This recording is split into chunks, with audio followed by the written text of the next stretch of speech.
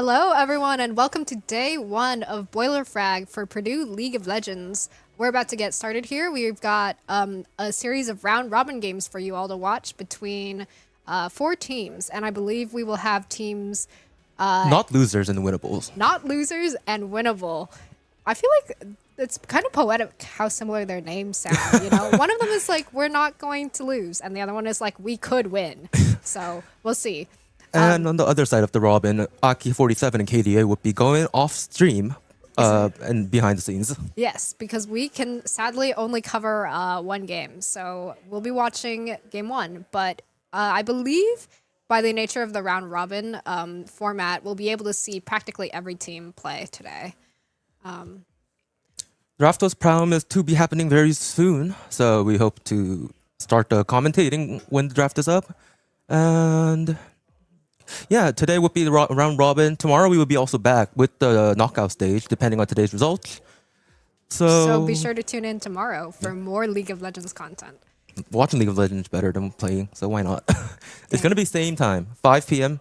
starting. Well, it's 5:42. Yeah, there's some setup. We did not start on time. Oh my god, wait, we started so late. I didn't realize it was 5:42 already. And of course, League players are lying again. They say they will be doing draft in a minute. It's already past the whole minute. Is it? Okay. Well, yeah, it's due. it feels like it. let's think of more things to talk about. Yeah. So who's on team not losers, Tenek? Let me check really quickly. The not losers team is a team with Uni Moro, Oxe, Oh, that's our club president. Yes. Oh, that's exciting. Mr. Vico, aka 360, and Kamikaze 19.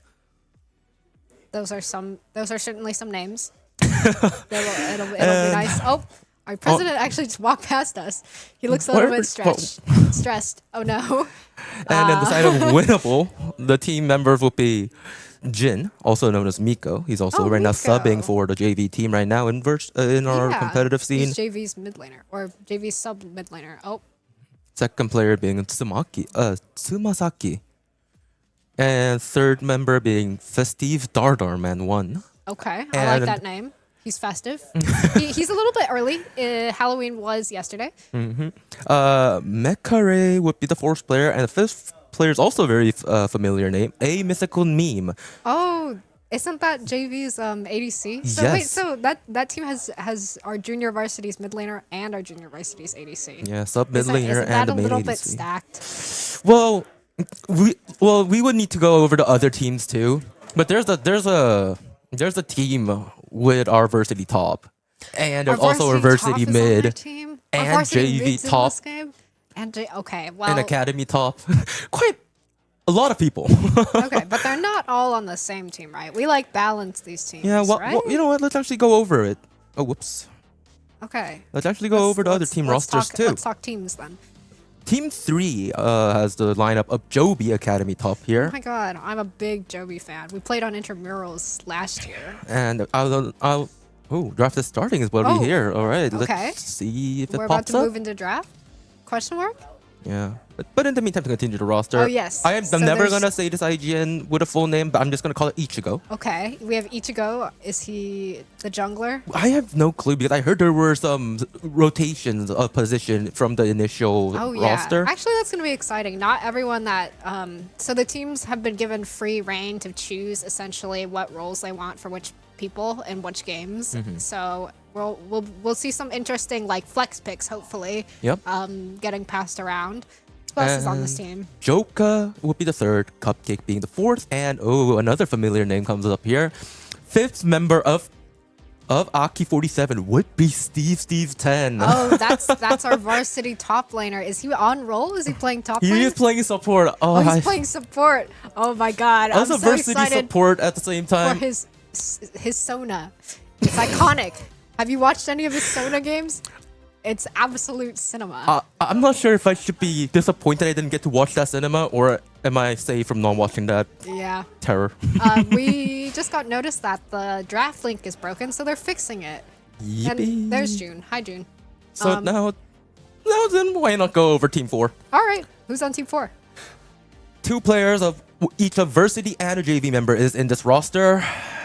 So Varsity mid Hayden is playing on this team. Oh. JV top laner CBT would be also playing on this team. His name And is CBT. he has two IGNs. He wanted Okay, me to call him with CBT. Okay. He wanted He it. prefers CBT to Catgirl Enthusiast? No, he took CBT over Kakarot Enthusiast over long something. Okay. Strange guy. All right. Yeah. With CBT, of course, referring to capybara Therapy. therapy. Nothing else, please. Please don't mention anything else. And the remaining three would be CWT, Mist, and Halaivalu. Okay, how do I pronounce that? Oh, draft is starting. Please, I hope this time it works. And yes, our screen is going over to Drafter. Okay, so it looks like we're going to open with maybe a Z band from Team Winnable. Since BoilerFrag is a very friendly one, open to all tier. Meta might not matter. It's just how much do you know that and ban enemies' main picks of the strong players. Of course. Who is on Not Losers again? I don't remember. Not losers. I need to keep reminding myself too. Not losers would be an accidentally I put a dot there. Whoopsies. Can you trash that? Oh yeah, I can. Jin. Okay, it's the Miko team with Mystical Medium.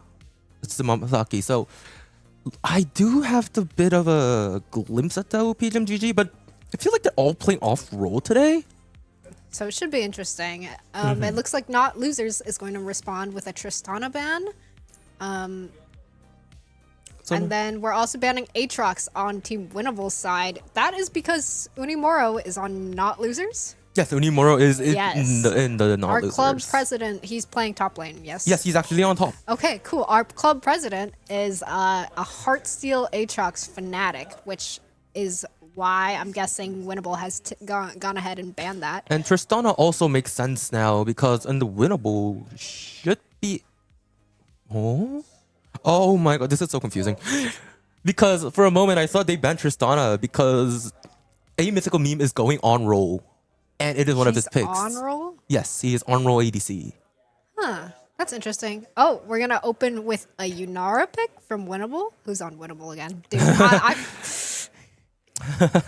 I know it's difficult trying to memorize the teams all at the same time. Winnable was team 1 if I remember. Then that would be the one with Unimoro's team. Okay, Wait, Not am I knowing it Losers other way? is going to pick their ADC in response. It's going to be Aphelios. Oh no, I mixed it up. Winnable's team. Oh my god, it's doomed. I'm sorry. We're going to see an Aphelios Thresh in the bot lane.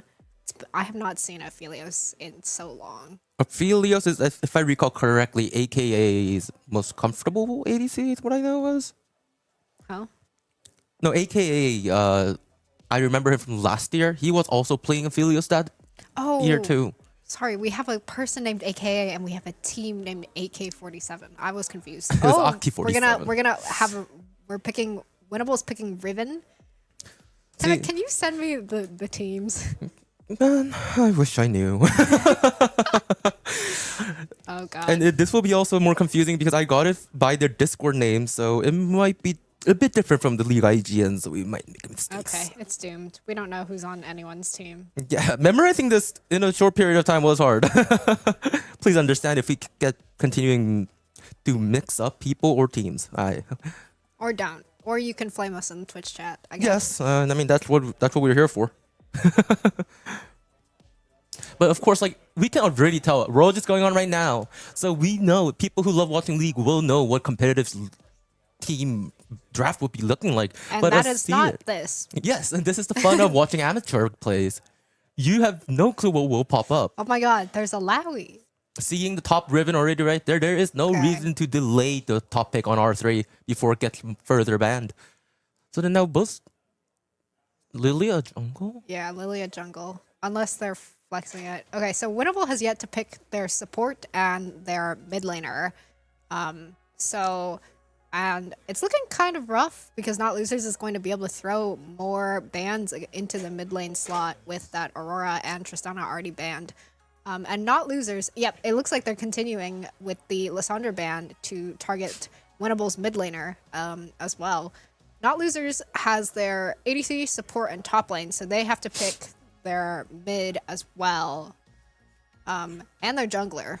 And on the side of Winnable now, because Not Loser has yet to be picking their jungler, current meta is really favoring for melee AD junglers over here with engage, like Wukong, Jarvan. Pantheon maybe. Pantheon? Yeah. Yeah, but I then do see a lot of that. An Echo Band coming out from Winnable, recognizing that the jungle slot has not been taken up yet. Echo is one of those melee engage junglers to an Yep. extent. and I think it's just that there were more records of the not losers jungler playing it. Oh, really? Yeah, maybe so. Not losers continuing to focus their attention on Winnable's mid laner, banning out the Mel. Very annoying champion. Most teams do, or right now don't have mid laners, so banning out this much mid laners. But Orianna, Ahri, all viable meta picks are still up. Yeah, but honestly, Timek, are we here for the meta or are we here for fun? I mean, we're here for the fun, but trying to provide what normally is open here that's good is also something good to just bring up. That's but we true. know it's not going to come out. Yeah. It looks like we're actually going to pick... Not losers are going to pick their jungler Kindred. now. Kindred. And Wow. they're saving R5 for their mid laner. They really want this advantage, which you can tell because they threw all these picks into Winnable's mid laner. This is funny because if Galio comes out in not losers and then Aphelios is a different ADC, that is actually what Versity will draft. That is actually what Versity will draft. That is definitely interesting. The order is a bit off, but now looking at it, having a solid side laner over there, aggressive jungler, a good roaming support, a Thresh. If mid, but of course we can't only give initiation to Thresh. The game becomes very difficult on team fights if that happens. Yeah, so we definitely want to see a mid laner that has a way to engage. Ahri is up there, Talia is up there, Galio is up there, but of course we never know. For sure. Do you think Galio, I guess, because they have Lilia Syndra, Galio would not be a bad pick. Winnable will finish up their roster by locking in their mid lane as Syndra and Nautilus paired with Yunara, seems. That is also a very solid comp in the end. Oh, wow. Oh, Silas! Yes, Okay. very good initiative capabilities. Using Nautilus or maybe that's the only thing, actually. Yeah. I guess he could take... No, Lilia R doesn't work like that, does it? No. Yeah. I think it's just Nautilus R for engage. Yeah. But he can also do big damage by taking Syndra R or Riven R. Wait, yes? How does Yunara R work on Silas? That would be funny. I want to see now. I want to see a misclick into a Yunara ult steal and then Silas is just dumbfounded standing. How do I use this skill set? Does he become Yunara for like 8 seconds? Who knows? I imagine it would be the same as if like he took... Okay, what happens when Silas takes Jace R? Oh, he just becomes cannon form. Oh, I see. Yeah. So maybe that's what happens when he takes Yunara R. Oh yeah, you're becoming that champion. Oh wow. That is... Huh. Yeah, so draft-wise, which team, Timek, do you think is more comfortable? Which team are you favoring this round? So, I would by far, because I'm just a Thresh fan, I would say the team with Thresh is better because I'm just a fan of the champion. Just because you but- like Thresh. Yeah, but basis, Nothing else. This is a for fun tournament. Not everyone's playing this kind of like a competitive scene. Then what happens is just Nautilus is broken. Just that simple press R and you can initiate whenever the team wants, and has that much CC. It can bring so much opportunities to the team. Yes. And opens up for like mistakes. Yeah, but hear me out. They have a Silas, which means they also have Nautilus R. So realistically, who's going to win? The team that has Thresh and Nautilus R, or the team that only has Nautilus R? Well, they have other things Yeah, too. and but Lilia also. yeah, is, the Lilia ult, I'm really excited to see. Yeah. If she can get a big sleep, that'll be fun to watch. Yeah, because Lilia is demon when it goes lower in the ranks in the solo queue. Because of the difficulty of if you don't have a pin down CC, the movement speed just gets to the point it's annoying. Oh, yeah. Yeah. And that's the point of like just having that click on hit targeted CC is just a benefit for these games. It makes games really easy. And for Lilia to start just queuing around, jumping around, pouncing around with that as a deer, using the passive. Could be really annoying and difficult to stop for not losers. Yep. The more I think, the Did I mix up the teams? I don't remember. the Winnable team's was the name. one with the Yunara. Okay. Yeah, no. So yeah, could be difficult to stop for not losers, but they do have the Silas and the Thresh to potentially lock down the Lilia. And okay, I'm not a top laner, I'm a support, but doesn't Eloy win Riven later on and on and on? So then, using that as a benefit, if we use Thresh's mobility and Silas's E engages, then potentially I think because to answer Eloy, it might be giving a lot of angles for getting picks in the jungle.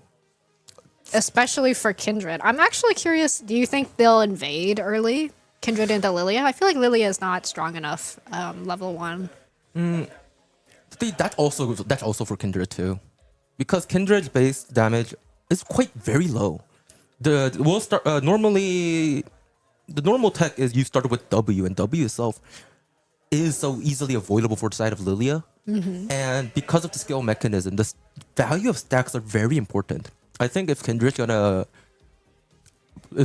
carry this game, I think Thresh Aphelios and Silas has a very big role here about getting the pressure onto the laner so that he can easily get those stacks, the marks. Yeah. I mean, they have multiple ways to win. They have both the Alawi becoming unkillable. They have the Kindred. They also have Aphelios, which scales pretty well. So they have a lot of their bases covered. Oh, and for the curiosity of why are we not watching the game? League client has a 3-minute delay, and I think the 3-minute delay is just over, and the game will start. Oh, maybe? Yeah, I guess it'll start. Oh, it's been paused. Never mind. No start for us. Very sad. But I'm actually excited to see the Yunara in play. I've not watched that many games of Yunara. Ooh, wait. Before. Do we have a separate UI now? Yeah, we do. That is not a normal spec UI of... It looks pretty cool. No? It's got everyone's names up there. What is the thing on the top? Oh, are those? Oh, those are objectives. Objective timers. Oh, wait, that's so neat. It is unpaused game is started. Items are being bought, and let's see how they play out the first game.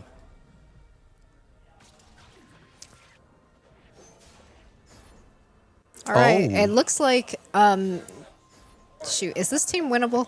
Left is winnable. Okay. Okay, it looks like Not Losers is opting for the typical 5-point, or nope, they're not, because Silas is just gonna sit in mid lane. Both teams doing, and it looks like Alawi's actually gonna camp that third bush, or is she just trying to get vision? I mean, Eloy must. It's very difficult for Eloy to do a classical 5-point because the tentacles need to be placed for the lane to be carried out. So he just walks up, plants the tentacles as much as possible using the timer. And basically, because of that, he would have to walk up. And I think Unimaro would have actually stand there. Okay, it looks like. Oh my gosh, that's really loud. And they did able to get a Raptor ward in from the side of Winnable. Yeah, so they'll be able to track this Kindred, making it just a little bit harder for her to get her marks if they're aware of where she is. Aphelios and Thresh are hanging out in the bot side river bush. Now, we usually see Aphelios as a very late game scale champion, hyper carry, and is weak on lane as a response. But there are champions like that, but then if they're paired with a certain support, can show potential even in laning phase. And Thresh Aphelios is one of those. Alright. So there might be an early bloodbath on the bot side, depending on how the laning is going. And it looks like we're currently just playing a game of... Oh, Nautilus actually lands the hook. Really good angle over there. And ooh, that's unfortunate. And Thresh is what is it called? Flay? Let's just say Q. I don't know the English skill I name. think it's called Flay. Flay? I thought Flay was E. Oh, you might be right. It was something like... We don't know any of the names. It's doomed. Q was something about like death sentence or something like that. And I feel like the prio is going to the Riven, but then, yes, Winnable does have information from early that they will know now because until now that the Raptor ward is gone, they realize the Raptor is still up without any movement from Kindred hitting it. So they know that they're passing top. So Uni does answer with a... No, it's not. It's Toe. Whoopsies. Toe would answer with a Raptor right there. Yeah, and it looks like Winnable's bot lane is already and is also able to push in their lane against the Aphelios and the Thresh. Aphelios is already hooked. What Hooked again. The Ignite coming out from Nautilus there. Why does the overlay look like? Oh, interesting. Oh, would have flashed in continuously. Wow. This Nautilus is actually hooking. yeah, this Nautilus has 3 for 3 on hooks. Are we counting it? I wasn't, but and it looks this like is the moment I Kindred. was saying I was a bit concerned. The flash coming out from the Kindred getting stunned, but they are able to secure the kill on Toe. Is that a mark? If we'll have to check actually. Spec, could you just click on Kindred really quickly? They might not be able to because of how the overlay is. Oh, okay, fair enough. Yeah, And I'm not sure if they even hear us. that's true. Wait, it's a top left small one on the right side of under Echo. Is that the stacks? You see, there's a small one on the top right corner. Oh, it might be. Yeah, that might be the stacks. Oh, So I because there's think an they 8 marked under it. Thresh, so that might be his souls. Yeah. Okay. Wow. They actually did work hard on this UI. Yeah, it's pretty cool. Oh no, all Alawi inside, actually even though we're is trying to shoving in. just going to. Okay. For the recall time, he wanted to push in the wave, but I think that might have ended as agreed.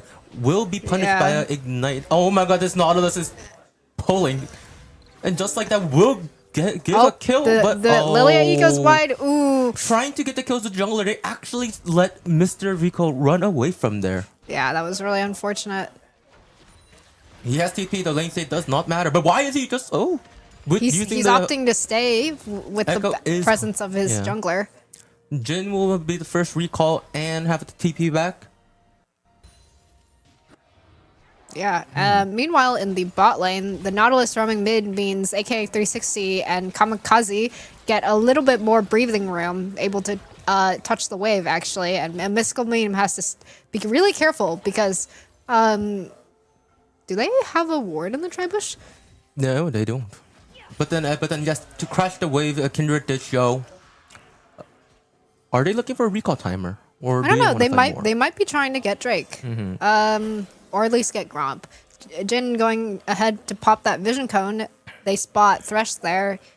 Winnable has an idea of what Not Losers wants to do next, with Kindred hanging out on the bot side. And it looks like Lilia is also bot now, so maybe we'll see a fight around the Drake. Aphelios is right now no flash, so I would probably prefer recalling after that crush using the no. Kindred, and at least buying more items hereby. Yeah, and it looks like the blue team is actually going to go ahead and start that Drake. But the condition of Junara's on half HP, the hook will miss. The first one to miss, and the Both the hooks death will miss. sentence also misses. But then they're trapped under the pit. Yeah, they Nautilus are doesn't trapped have in the flash. pit. And just like that, the Drake will be taken by the ADC, and the fight will continue. Nico flashes QE, but the QE is not. Didn't hit everyone. Yeah, but he is able to secure a kill with the ult, unfortunately getting run down by Mr. Vehicle afterwards. It was really. I think it was a really smart idea of walking over to the Drake with the bot prio. But then I think there was a mistake on the condition control beforehand of the fight. Then this might actually be Echo's carry in a way, because while alleviating that wave state and doing the one-man damage gank and then doing the clear allowed the Yunara to be half HP for the Drake fight. For sure, so it was much harder for them. It was also unfortunate that the entirety of the blue team got stuck in the Drake pit. They weren't able to get any space for the Lilia to really move around and take advantage of her movement speed, which is like the big thing in her kit. It's also very unfortunate that they were unaware. Both team I think was unaware of which mid can move first. Silas reached the Drake pit much faster. Oh, the QE landing on Echo, the Lilia ult coming out as well, the Kindred getting drowsy. But would there be enough damage? Yes, Yep. that would be. Getting hit true by the damage. center of that Lilia W is really just lethal there. Able to shut down Echo, and it. Oh, and then every time we see top, it's just peaceful. Yeah, for sure. That was good though. The QE landing from Jin. But they do need to be aware that now Grubs is up. Grubs is up, but Lilia ulti was used to get a pick. Yeah, so no Lilia ult for these Grubs, and it looks like Thresh is actually leaving Aphelios alone to go hang out with Kindred. The Silas E goes wide, but he goes in anyway. No, that was a really good trade from Vico. I think they are dedicated to Grubs sending Thresh until this up high, leaving Aphelios alone. Yeah. They're desperate for it. Oh, but QE will land. He goes in, the Syndra ult coming out, but Mr. Vico says, no, you! Throwing the Syndra ult back into Syndra. Tries to flash to avoid the Nautilus, but dies anyway. And it was so close. With the sliver of HP and the flash W, no, it wasn't the flash W. He was able to reach W and he didn't waste it onto Nautilus to survive, but he used it to chase and kill, secure the kill onto Syndra, flashing out, and then because of the flash, Nautilus had to answer with a flash.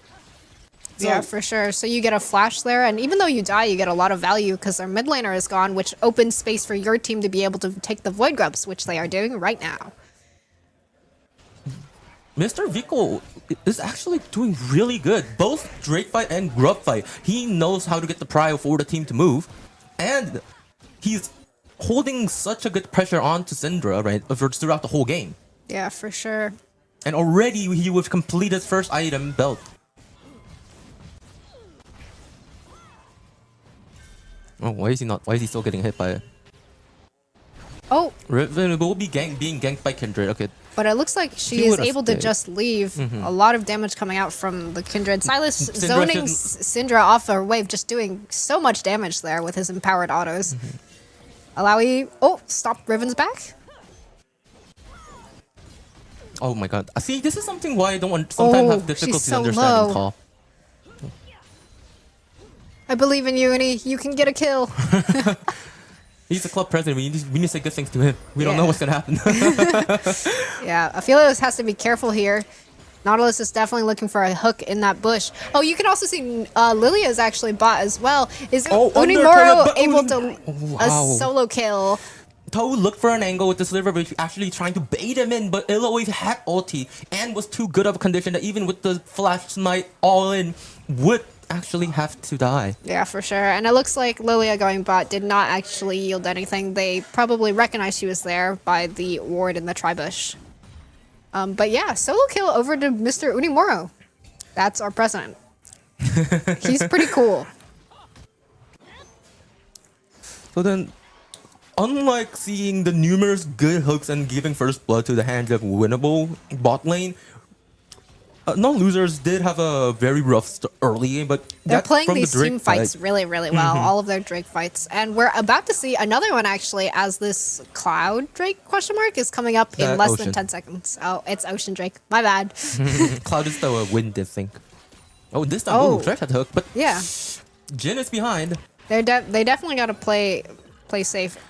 Now this time, Jin actually got the prio and actually just moved to the boss side so they can move as a team. Spec, I like that. Yeah. I like that. You guys only show it for the rest side vision. They are now checking in, trying to seek vision, but actually, they were just getting vision and just recalling. I think Yunara wanted a recall there, maybe. Like, if you see, there is Yuntal up. Oh, for sure. Yeah. And it looks like neither team is going to elect to start the Drake now. And remember when I mentioned that Illaoi can become a big trouble? I think it's becoming like that. Already I see Riven having difficulties. Laning already. I low-key thought that Lilia Eve was gonna hit all three of them. The same. I was like, oh. And then knowing Nautilus' position, I'm like, 3-man ulti to not ult. That would have been a disaster. That would have been big. It looks like Winnable is going to be moving to take the Drake again. And Not Losers is not going to be able to contest with the Thresh recalling. Oh, okay. It's the same reason. They did try to cheese in the siege bush, but the only reason is that Aphelios was recalled for that Yuntal. Same reason as Junara before when they did the setup. Yeah, just slightly late. That's really unfortunate. Wow. I mean, I feel like they gave up that objective for like nothing. But then this team just scales better. Non-loser just scales more. So I think just playing for our late game carries benefit is also an option. Yeah, for sure. Damn, there's a sliver of health under that. Oh my god! That ow, turret. Ow! Ow! Ooh, the Syndra Oh, this is QE a landing on 2v2 Mr. fight. Vikal. But Mr. Jico, I Electing to still go in. This is a weird moment of you guys are surrounded 2-2. Oh wait, He they can stole use it. Lilia ult, the Kindred ult coming out to maybe save Mr. Vikal. Echo actually flashing in, not able to secure the kill, might actually die. Yep, the Syndra flashes to secure that kill. That was... And then the QE is going to finish off Mr. Vikal. This is what I meant when I was continuously repeated for like casual gaming and casual skill level. That Lilia movement speed, did you see that?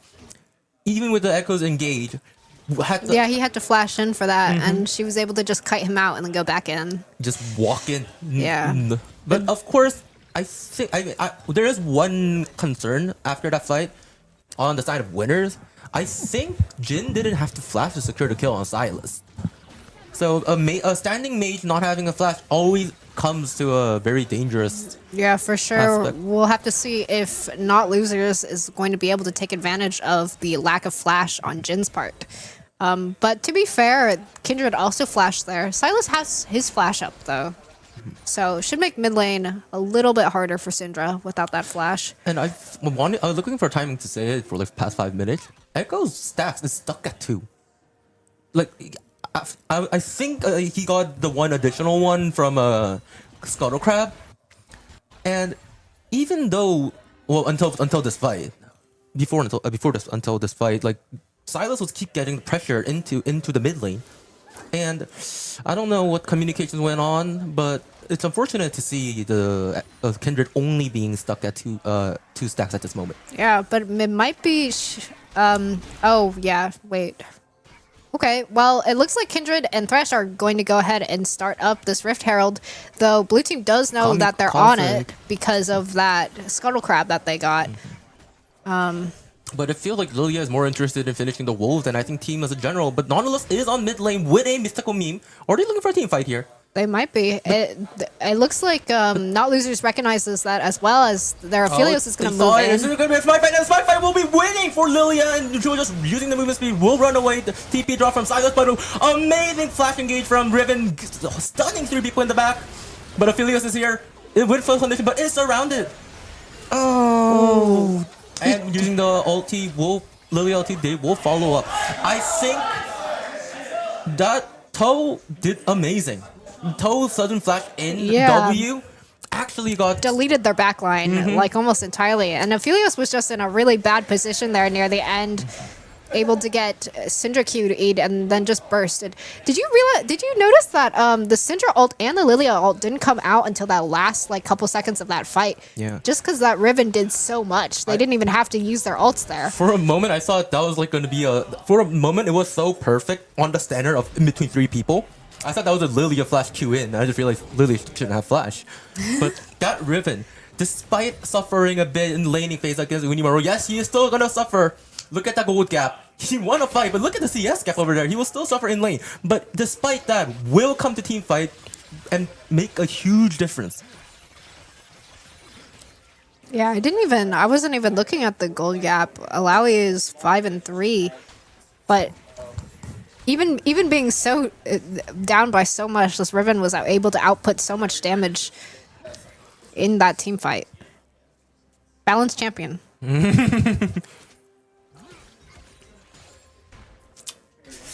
Oh, Festival Dardar is spotted out by a ward placed by Kamikaze. Now, because there's no big objective, there's going to be Mountain Drake coming up in 20. 20 seconds. But then I think this is the moment when both teams sort of want to chill and wait for like the ult CDRs and maybe spell if possible. But in the meantime, during that fight, I think Echo was able to secure another stack.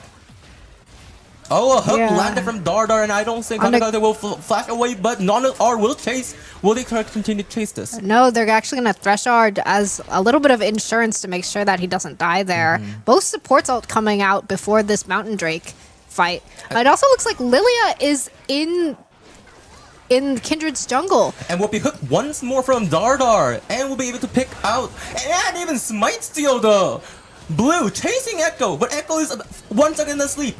Ult is dropped, but then there's so many people. Can he run away from here?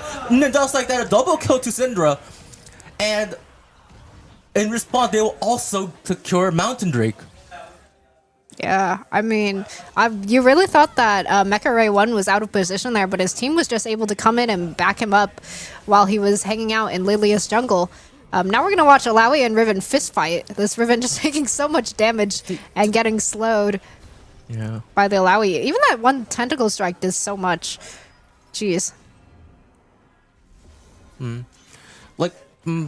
Riven just has to suffer. I'm sorry. You're the only one that can side lane into Illaway meaningfully. And it was just that Toe will always have to be looking for how to try to delay that side laning push, and at the same time be in the fight faster than Illaway. You saw the impact he did in the last Herald fight. Yeah, for sure. And also, you do need to remember, they still have Herald.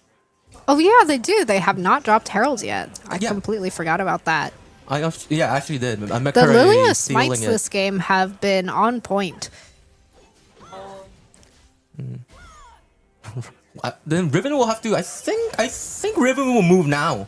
He has the Herald. But then he would prefer to use it with the team. I think because they're proving that the team fights are good. Their team fight is working. Yeah. So, Or he could just drop it top lane. You know. Why not?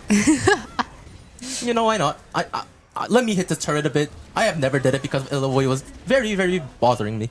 Yeah, but I mean, Alawi just is able to delete the Rift Herald after it charges. So they don't even get that Herald.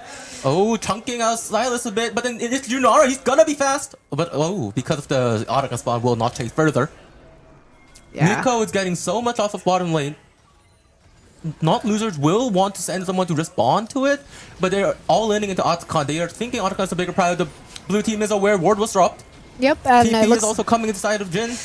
Toe is posturing on the top side, maybe looking for his moment. But then, no, the hook landed onto Lilia, but Lilia is too tanky, and the damage on the blue team is too high.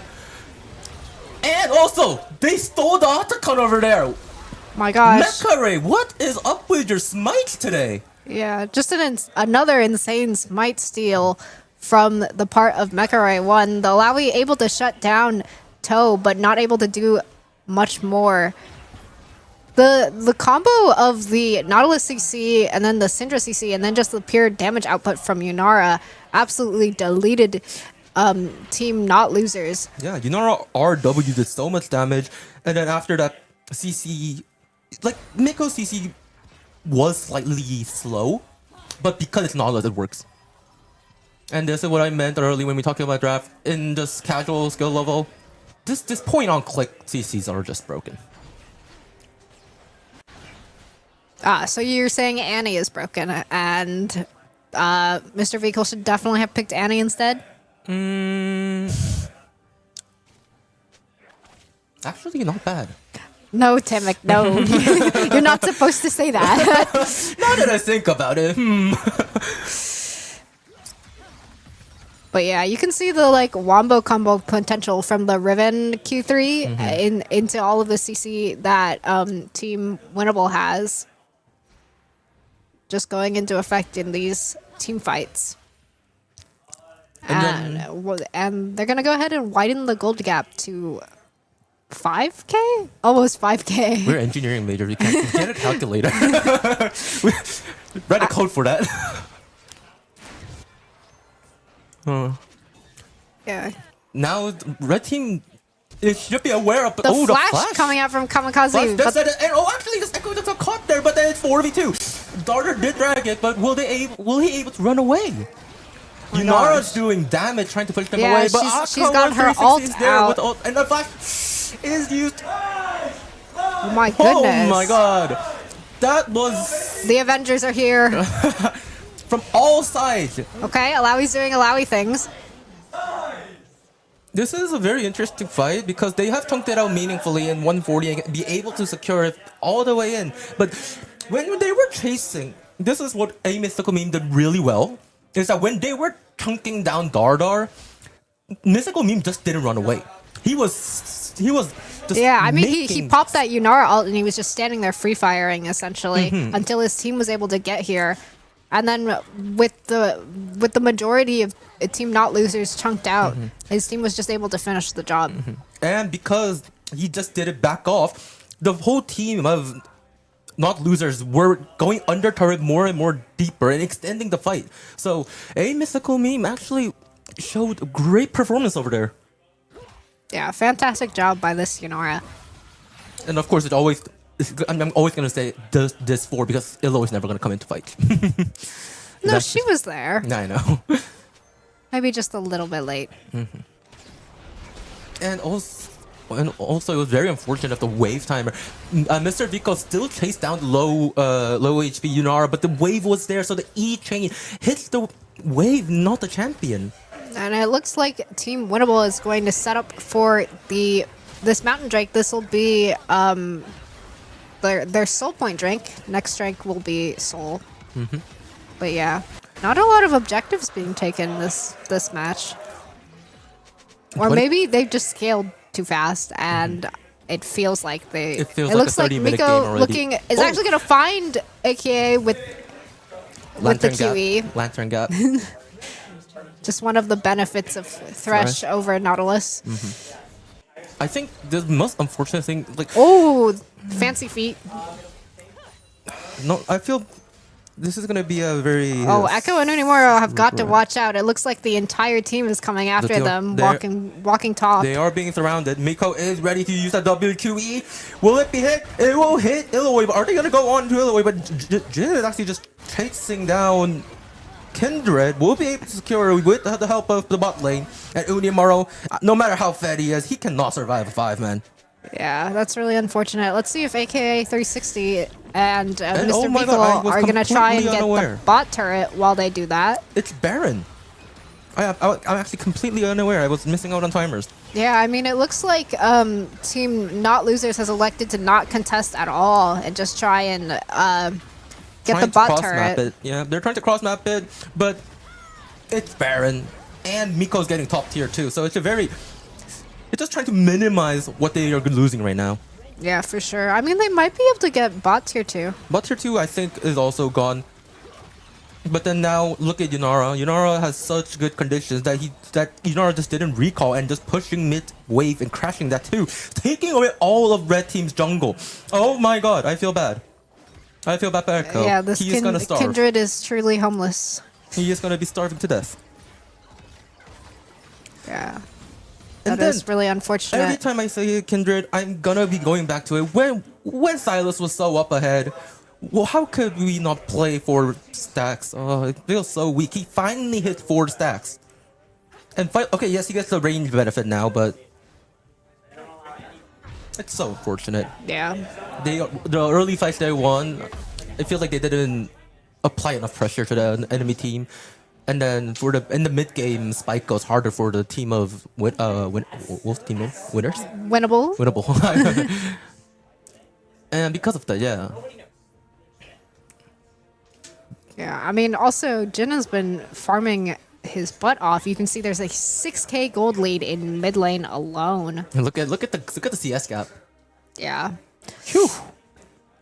221 to 139. Really unfortunate. And it looks like Winnables are going to are going to try and start the siege of red team base, easily taking the Benefiting inner the mid Baron turret. buff. Kamikaze just taking so much damage from the Yunara. Nerf this champion.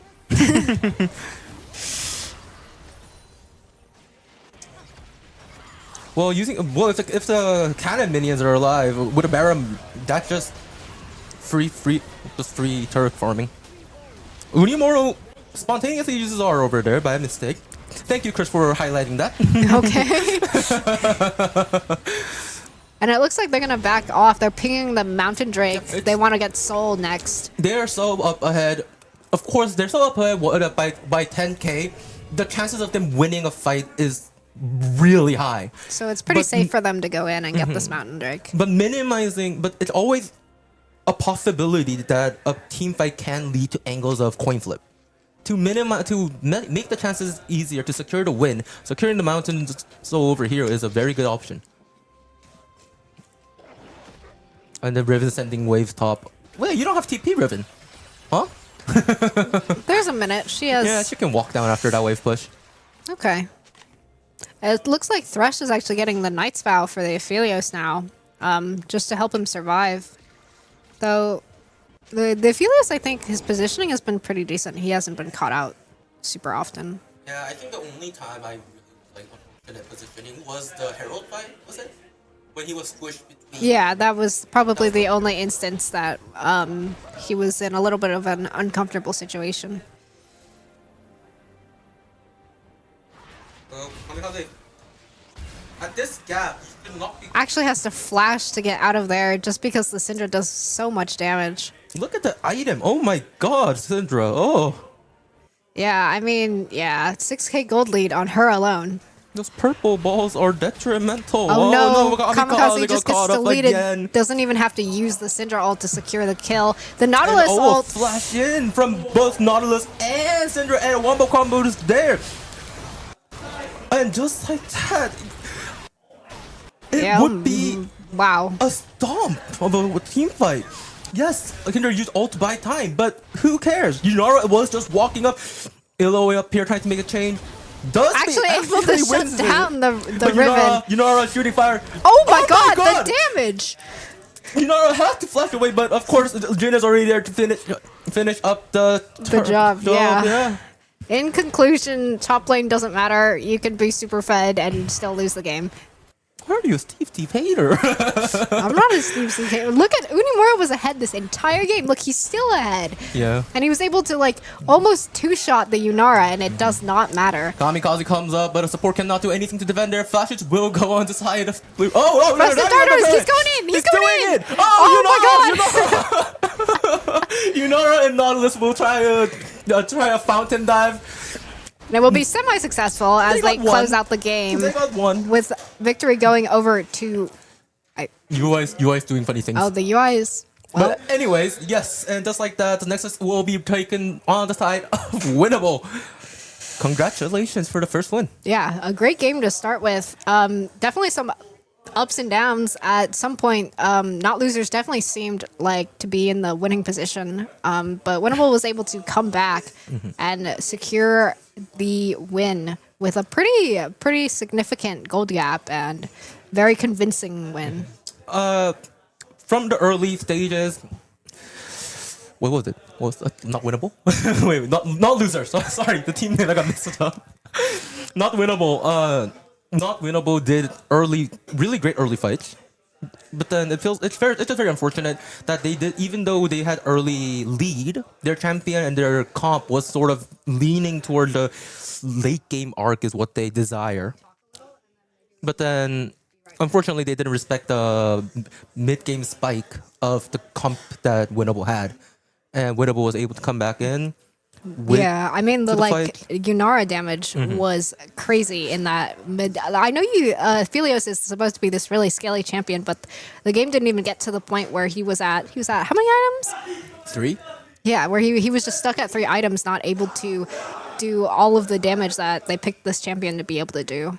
They just weren't able to extend that game. Yeah, and Toe did really well into when it was losing hard in lane. Like it was very difficult. But yeah, he did. He stuck it out. I think the JV mid and JV ADC in the same team might be quite some misbalance. Who balanced these teams? Actually, it was Unimura, and he lost that game. So maybe he just wanted to that's on him. But yeah, it looks like they're going to be deciding the second round of games. And while they do that, we will be right back.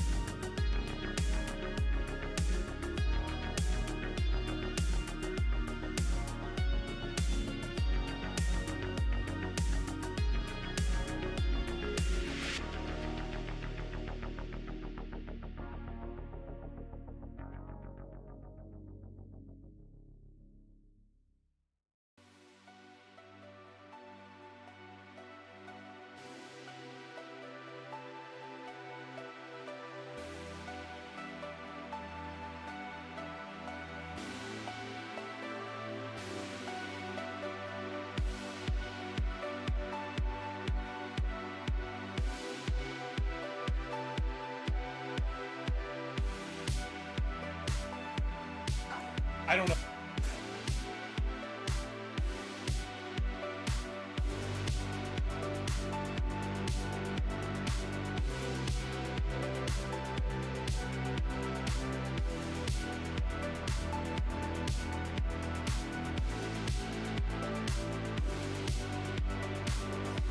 Oh.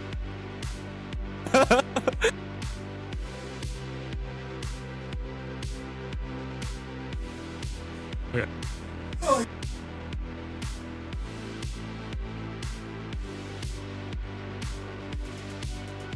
I gotta mute like that.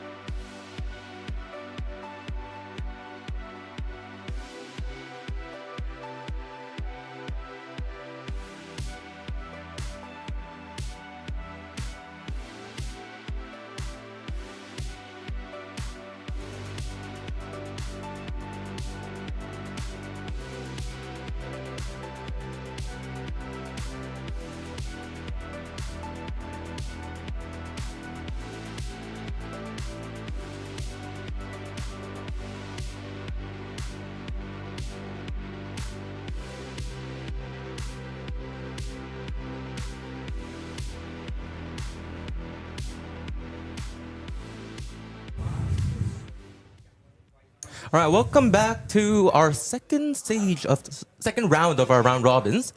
Right now we have a new caster. I forgot to introduce myself too, and the previous caster, but Tamek, and I'm gonna call you by your IGN. Yeah, Eugene is fine. Yeah, I'm 117. filling in for Melody here, game 2. Yep, and the previous caster was Melodious Potato.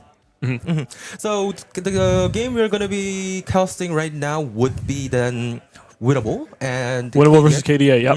I'm excited for this one. Winnable had a good showing last game. Yeah. Yep, they did. I mean, yeah. I think it was Uni's karma of putting JV mid and JV ADC together on roll. Yeah. No, I do think seeing the Unara come out, really strong team fighting pick, of course, and then also seeing the Syndra come out at the same time. Syndra was just able to find so much value that game, like in team fights and picks that could just shape the team fights. Yep, and let's just go over who is in the team of KDA and what. Okay, so Hayden and Long will be going off role. They are swapping their main roles. Yep. Top goes to mid, mid goes to top. CWT, Mist, and Halevalu. Is that how to pronounce it? I think we're just calling him Valu. Valu, okay. Valu, that's it. yeah. I don't remember I didn't know what game one. What role did they go? Not sure. Okay. Well, Yeah. we'll see. We'll see how the draft goes. I heard draft is ready soon, and yeah. We're just waiting on one of the teams, and the moment it's ready, we will show draft. In the meantime, what happened to the other side of the round robin?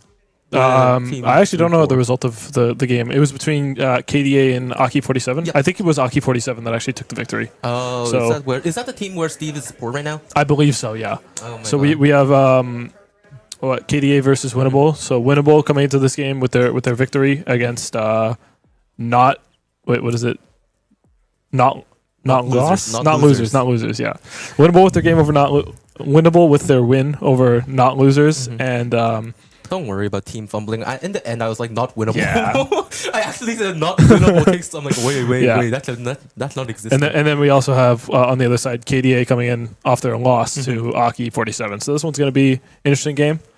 We'll let you guys know when we hear what side each team is. And also, we'll for the third stage of the round robin, we will make sure to also show you guys a game of Team Aki 47. Yeah. We can't leave them out. Very excited for the Steve support gameplay as well on that. I need to. He's my varsity top. I'm his varsity support. I should not hate watch him. Mind control. I'm so down to hate. This be so personal to it. This game we have coming up is going to be the JV feud. We got the JV ADC and JV sub up against JV top laner. So Oh yeah, that's 3 JV members. 3 JV in this game. And then one of the casters is jungler. Oh my. It's almost an entire like The moving draft right has into draft. Start, and Winnable has to. I don't know who had the side select, but Winnable is red. And then the first ban KDA was Riven.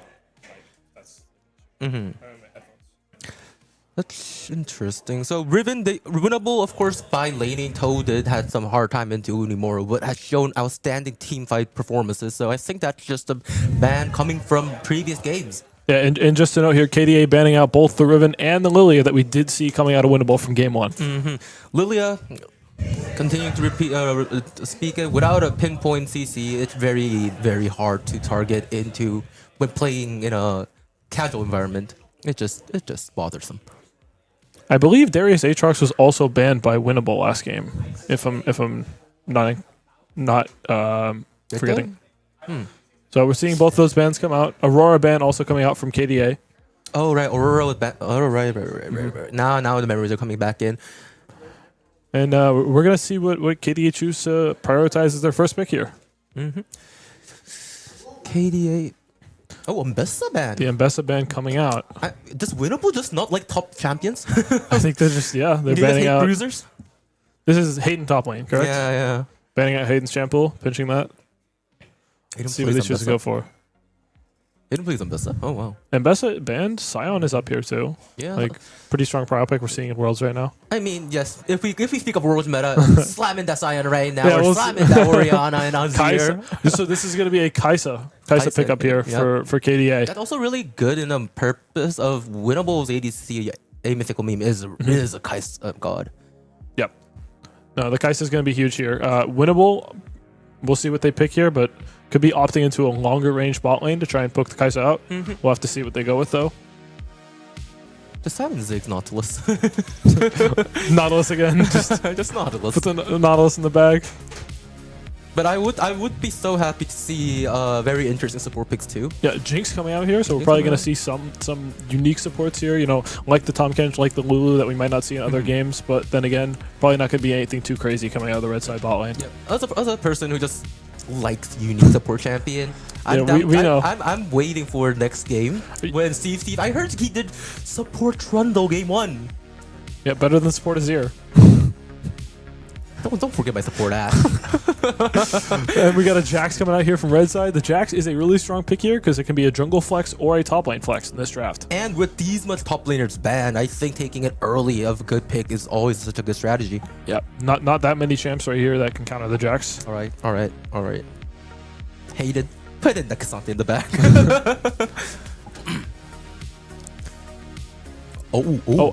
Hacker and Kane, both some aggressive farming junglers coming out from blue side.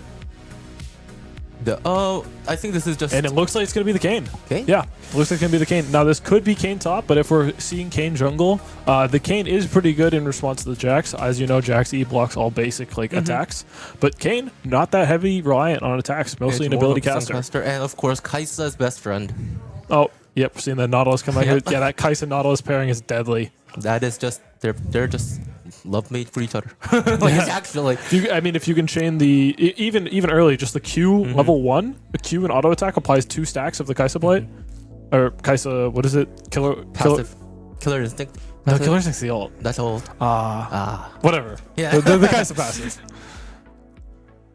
We're gonna see what red side respond Are they gonna with. finish? Poppy. This is probably going to be a Poppy support coming out here for red side. Yes, I'm assuming that's going to be a Poppy support, but at the same time, it's really smart because that could have been banned in the next ban phase, having the Jax. It is going to take up. We have the Kai'Sa, has her ult as a dash. Kane dashes 3-second cooldown on his Q. Nautilus hook counts as the dash as he drags himself in. So Poppy looking very strong on red side pick right here. Now, mid and top is both unseen. But because we know their rolls off from their main item, know what I have to ban here. I do like. I do actually like taking this Diana out for red side here. The Diana jungle could still be a huge threat, especially if the Kane is top lane. I wonder what they'll ban. And then, of course, knowing it's going to be Miko playing mid, Syndra is a fabulous target ban. Yep. And Akali, considering Hayden is Akali, is good at Akali, and Akali is flexible mid and top. I would like to see a potentially a Ryze ban coming out here from blue side. Miko, very good Ryze player. Oh, he's grinding. Very good Ryze player, and it looks really good into the short range comp of KDA. They're gonna be the ones fist fighting inside. It's gonna be the Orianna ban. Orianna take out that Jax jump in, Orianna ball synergy. Yeah. And we're gonna see what red answers with here. Interesting. All right, I think it's gonna be a mid because there's so much good meta mid picks, but then I know they don't really play the mid picks. So it's gonna be the Wukong coming out. So we got the Jax in the top lane, Poppy support, Wukong jungle pretty much locked up here for winnable. Now, the more I look at it, the Poppy taking it away from the other team is also so good. That would have been the kick of this draft. Yeah. We got a Mordekaiser hover for KDA top laner, Hayden. We're gonna see if he's gonna lock it in. I mean, yes, I'm just laughing because we just know. Oh. And it's going to be the Garen lock-in for blue side. Oh, Mordekaiser hover here. Mordekaiser too. What are they thinking? Is that going to be the Mordekaiser mid coming out for long something? Oh my God, I was talking about the Ryze here. We got gonna be bullied. Short-range Kai'Sa, Kane, Nautilus. This is a 4 melee composition and a short-range Kai'Sa drafted from KDA. Ryze will be looks Thanos. great here. It is gonna be...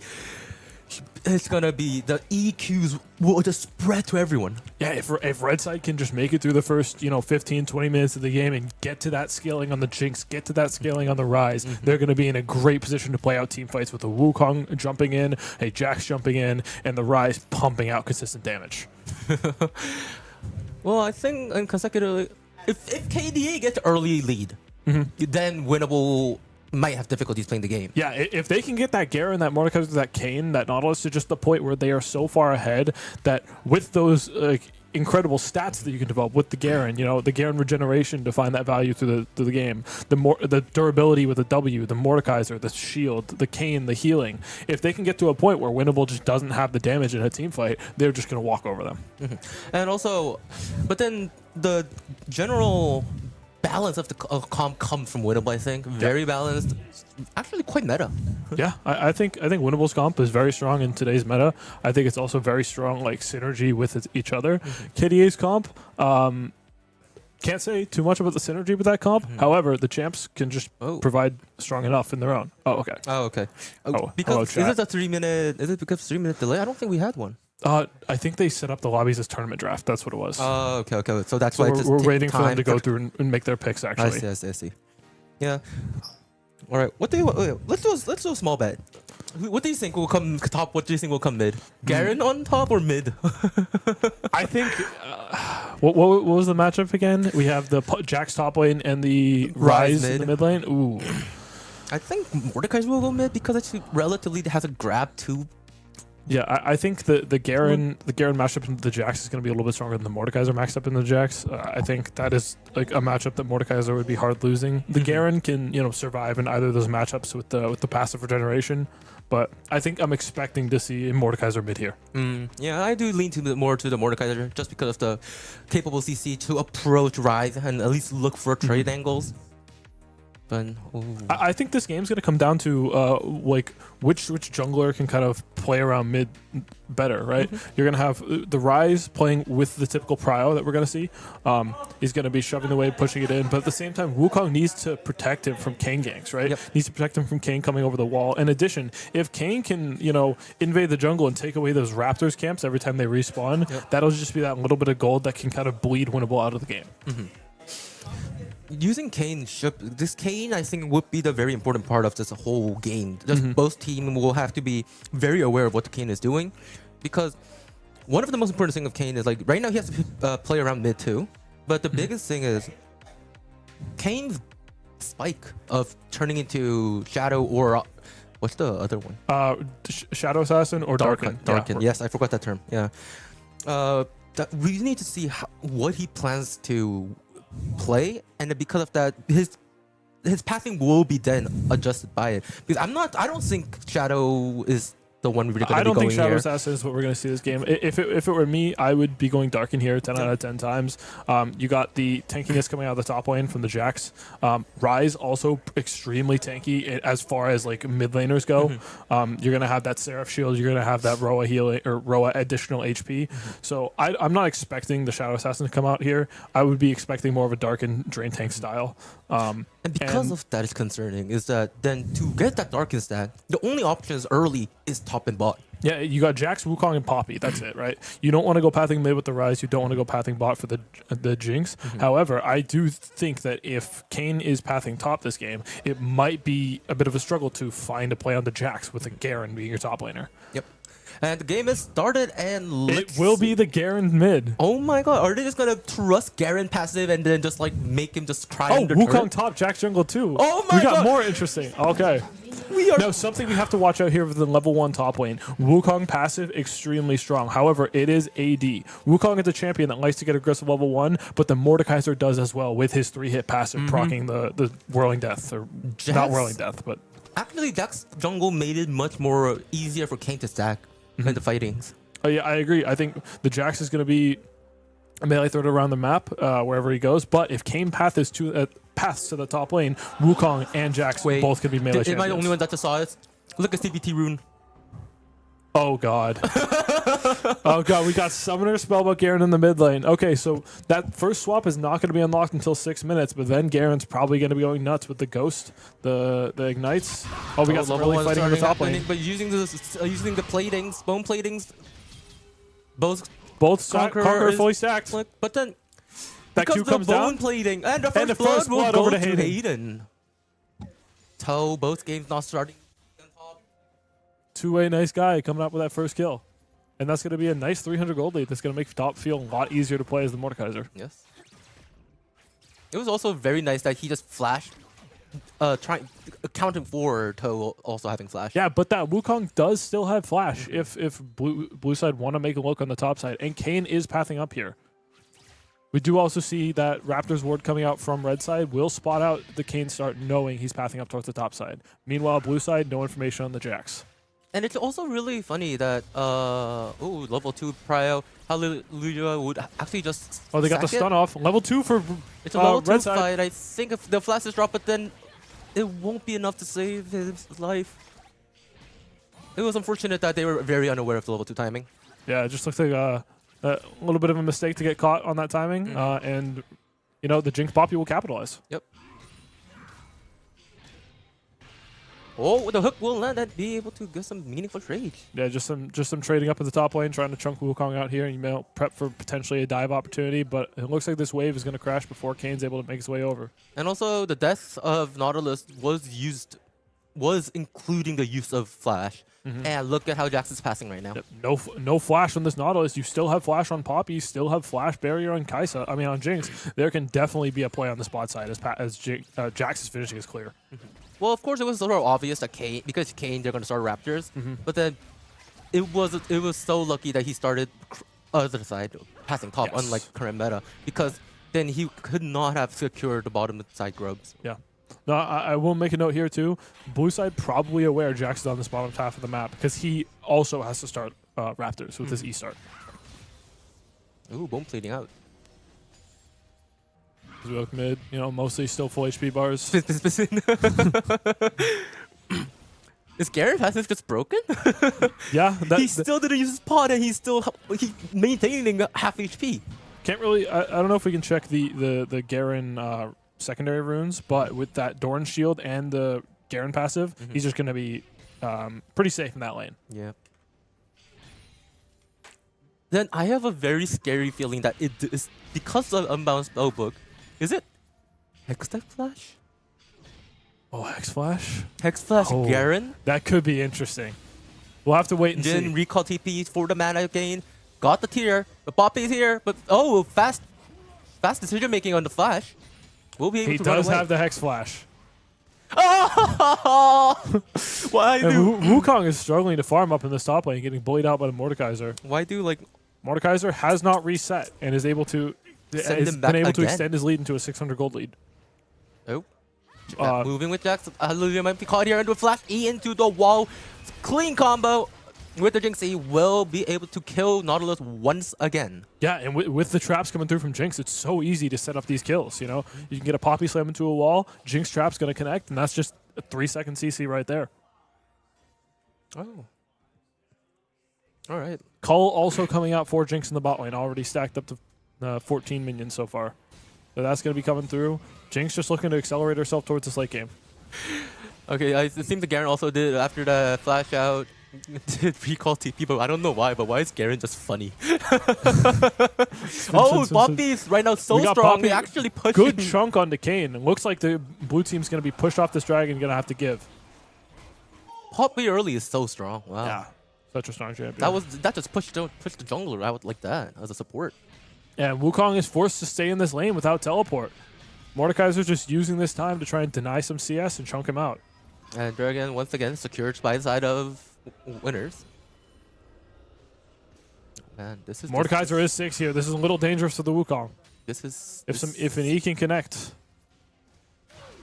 this is difficult to watch. you connects. Oh, that might be. Oh, Flash is out. But then that will actually Mordekaiser. pick him to safety because he will not walk under turret when there is no CS right now covering Yep. for it. Mordekaiser did not have flash there. Could not try and Q flash forward to secure the kill. And So Wukong finally, to the back. Wukong will be able to look back from this painful punishment under the turret. Yeah, Mordekaiser's just going to shove that wave in and probably take a reset as well.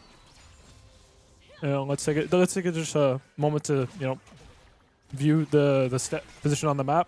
Junglers dead even in gold. You got mid also dead even. 1 CS difference between the two. Meanwhile, in the bot lane is where we find our lead. Almost over a 1,000 gold between the two. And there was a short trade. Oh, we'll actually hook into mirror, but then Kai'Sa was not in a good health state.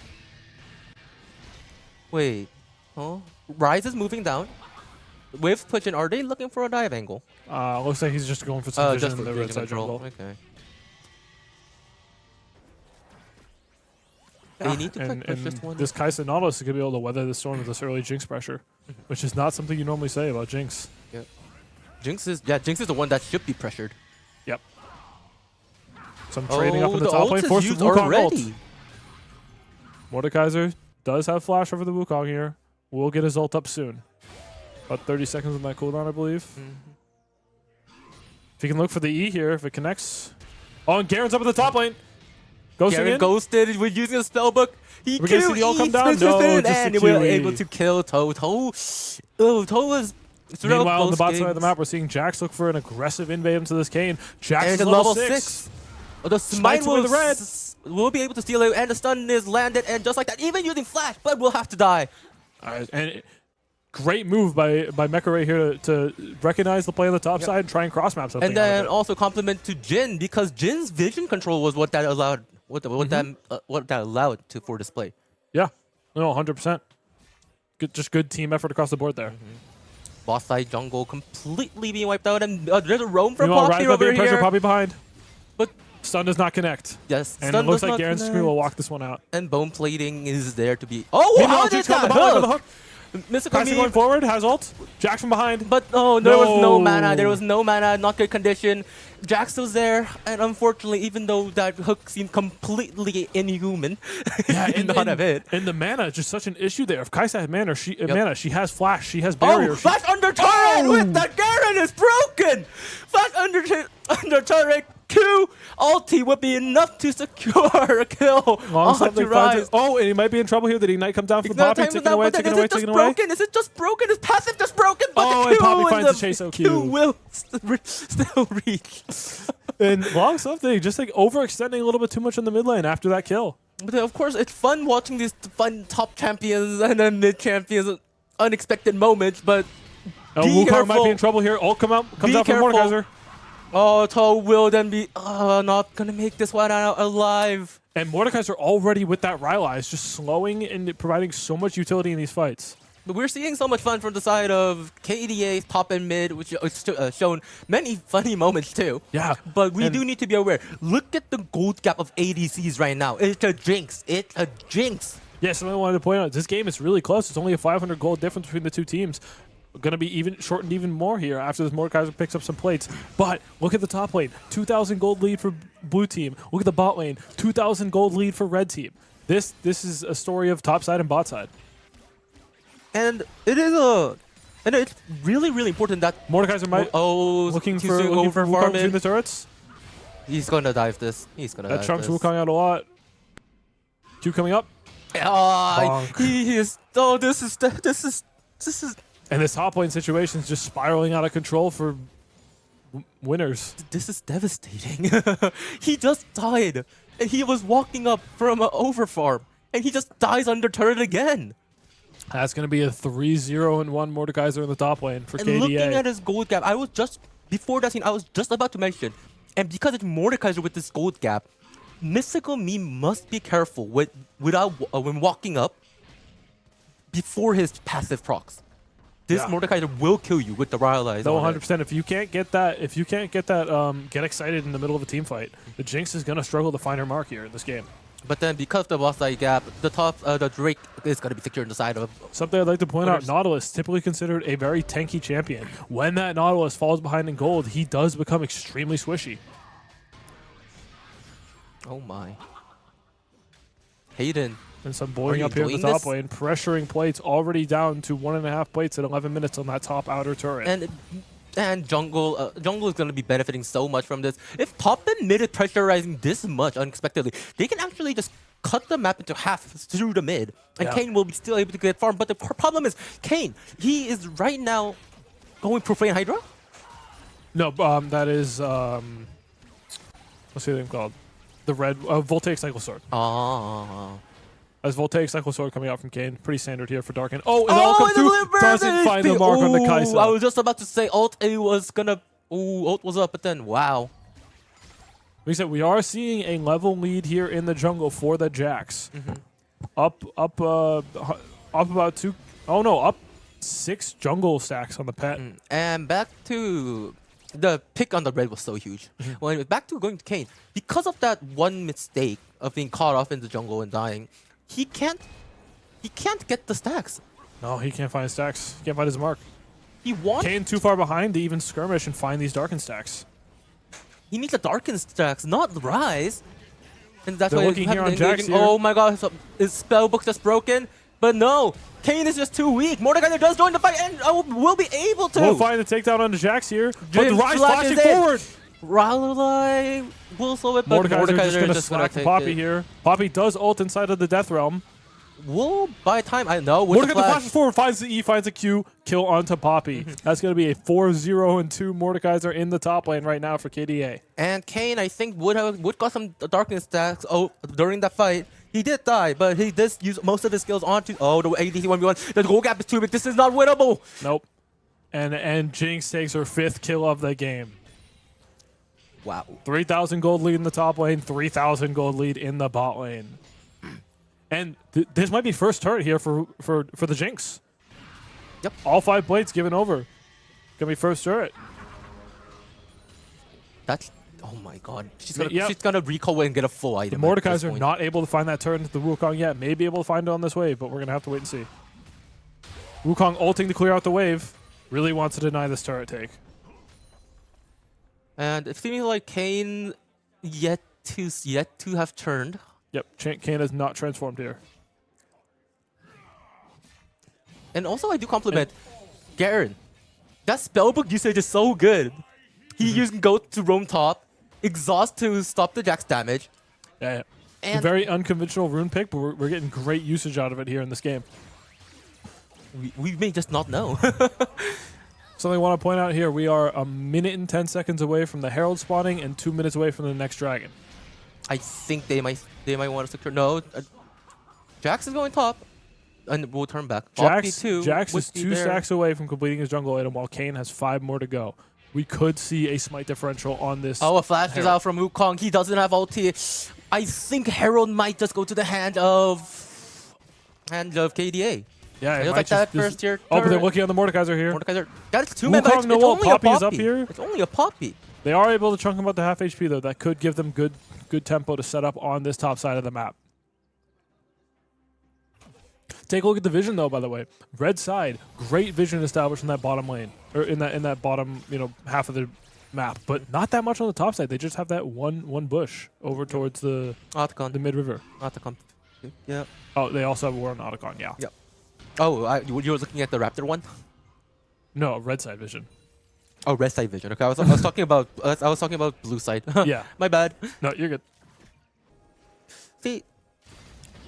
Oh, Oh, I forgot I can no. highlight it, yeah. Oh, Yeah. Kane looking to be in trouble here?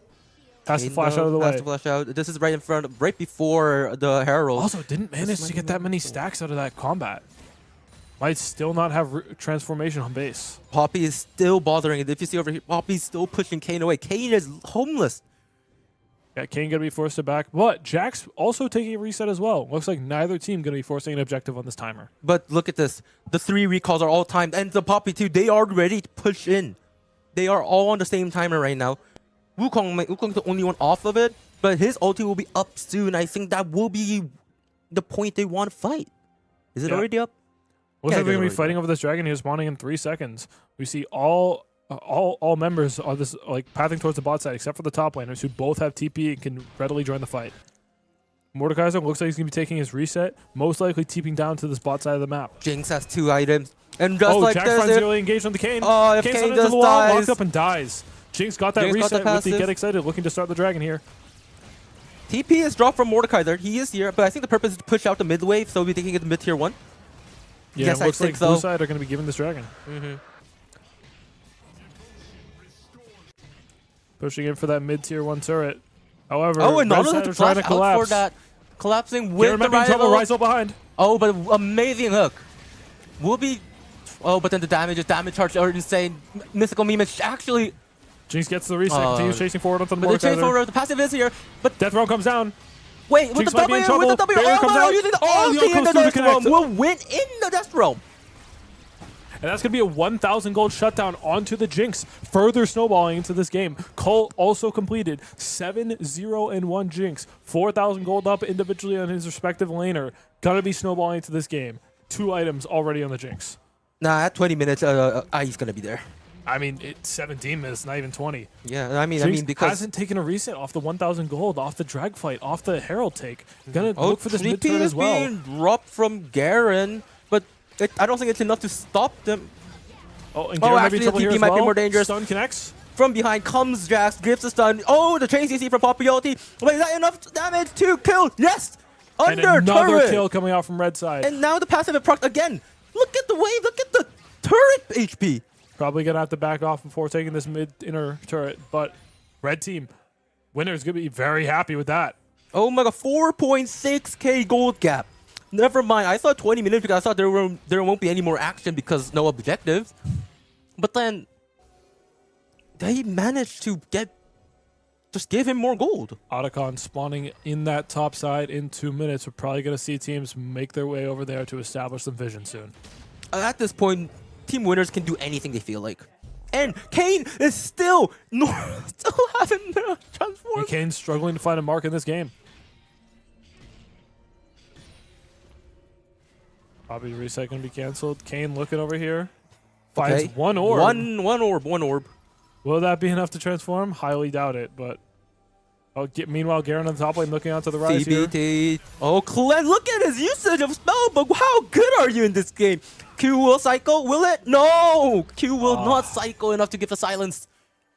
And Rise will just walk away using the Realm Orb. Yep. Rise able to run more And cover why to is safety.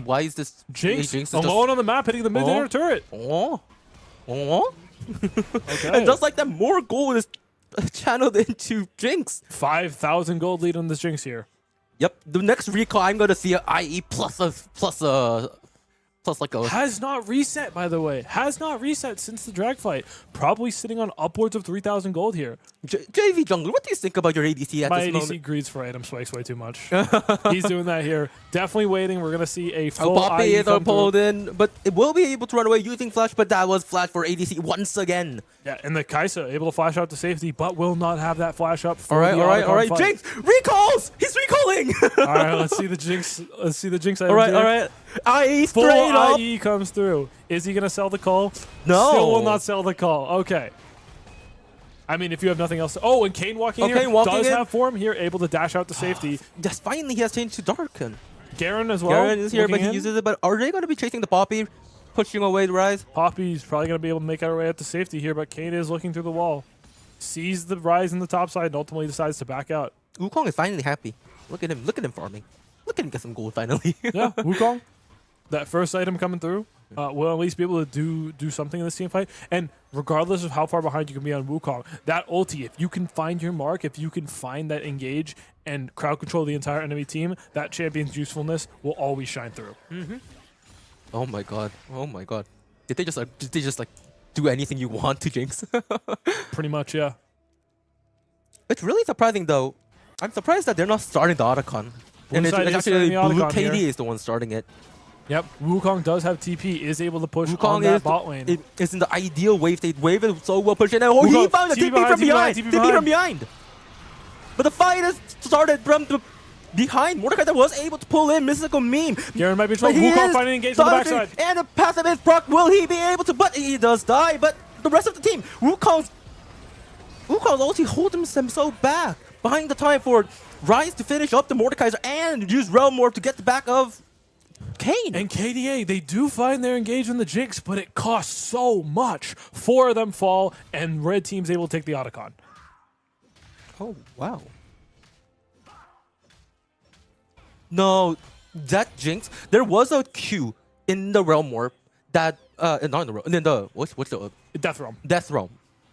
In the Death Realm, there was a Q that, with a miracle, like a sliver, Mystical Meme was able to like dodge. But then because of that dodge, what we could have, he could come out of the realm alive. Yeah, and living just for that extra time allowed him to make his way out of the Death Realm and for his team to be able to take the Mordekaiser down in trade. And really, like, Toe, why are you so good at team fights? That TP from behind was actually stopping the whole team of Yeah, KDA. meanwhile, red team winners come out of base off of their massive team fight win, take the dragon, take the mountain soul, and they are poised to win this game here. 6,000 gold lead. They're pushing in. They got Herald the is soul. here. Stun will be landed, and then Jin right here. EW, and then the damage from the Rise just comes. Yeah, and the Mordekaiser's already down. As the Herald is dropped in the bot lane, they're pushing for the inner bot turret. Garen here to defend. Will he be enough? Oh my god, Garrett. Already massively chunked out. Stun does connect, but Rise has been taking turret. Has to drop aggro. Q forward from the Rise. Misses. Able to stun, find a full combo, like and Garen we said falls. in draft, if they don't get ahead, Rise is the Thanos in this kind of fight. Yeah, you have the Rise gun on top of the already Kane ahead. is homeless. Oh no, he got caught by Poppy from the behind just like that. And Kai'Sa dies on the backside to the Jinx Wukong as well. And Red Team looking to push to end. This Mordekaiser might up in be 8 game seconds. in 22 Jinx minutes. on a triple reset. Gonna be shredding 10K these turrets. gold. And with the passive proc once again. Mordekaiser up again. I don't think he's gonna be Realm enough though. Warp Rise Underturret, Realm are Warping they into the doing base. Tower Dive once again? Yes, they do. And from behind comes the Jinx. Why is he there? Why is he coming from behind? Mordekaiser will be able to just kill Toe once again, but that's our base. Why is Red Team coming out from Blue Team And Fountain? Red Team is just Red Team farming just kills want here. the Garen bloodbath. They flashes want forward, the will kill. not find his mark. Jinx puts that Oh final my auto God. to the Nexus, and winners will take the game. Winners will go 2-0 in this round robin. They're showing great form right now. Yeah, strong start by winners these first 2 games. Pretty dominant out of this bot lane, especially mid bot lane. Looking great, and the synergy within these team fights that we're seeing, even from the 0 and 4 Wukong, able to TP into the team fight, find his mark, and make that impact. Yep. Oh, that was a very amazing performance. Now, both games that I costed was with winner, but then like this team's like hidden MVP is always Toe. Yeah, no, Toad did great work in that team fight, falling super far behind to the Mordekaiser, Is but he just still able to have his God? impact. What? Is he just lose lane and then Lose lane, win game? lose lane, get forgotten by all the 9, and Yeah. then suddenly show up in the miraculous moment? No, because you saw like in the early part of the game, KDA invested so many of their resources to try and get that Mordekaiser head. You saw the Garen on his roam, the ghost up to the top lane, Kane pathing topside, and it's ultimately in the end like Toe is able to weather the storm and not fall behind, And just like or that, not fall too far behind. the second round of the round robin is over, and we will be back soon for casting the third round robin.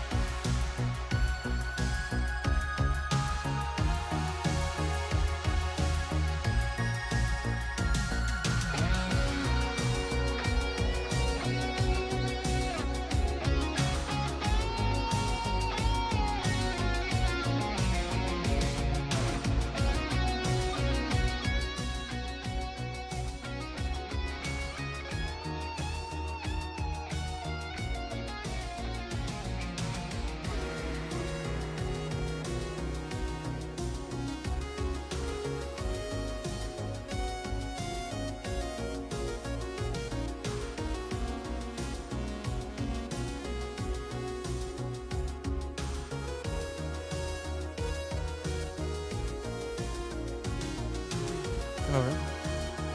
Welcome back for the last round robin games. So we didn't know, but this is also we want to cast all the teams at least once. Yep. But then the last team that we haven't seen today, Aki 47. Yep. We're gonna be watching their match against winners again. So. Yep. One team had to be casted the whole time, and winners were the lucky ones. But actually, it's not just a third round robin. There's a meaning to this game because they are the only 2-2-0 teams. So this winners of this game will get first seed for tomorrow's knockoff. Yeah, stage. winners, as we saw, winning both their games. Aki 47 also winning both their games. And just like that, draft has started. Yep, we're seeing the Riven band come out for Aki 47. Again, respect to Toe from that game one, the Riven pick. Might be seeing. Looks like they're pinching the pool of mid here for Aki 47, the mid laner. The Lux band coming out could be a support band as well, though. Let me just double check who was in the Aki 47's roster. Aki for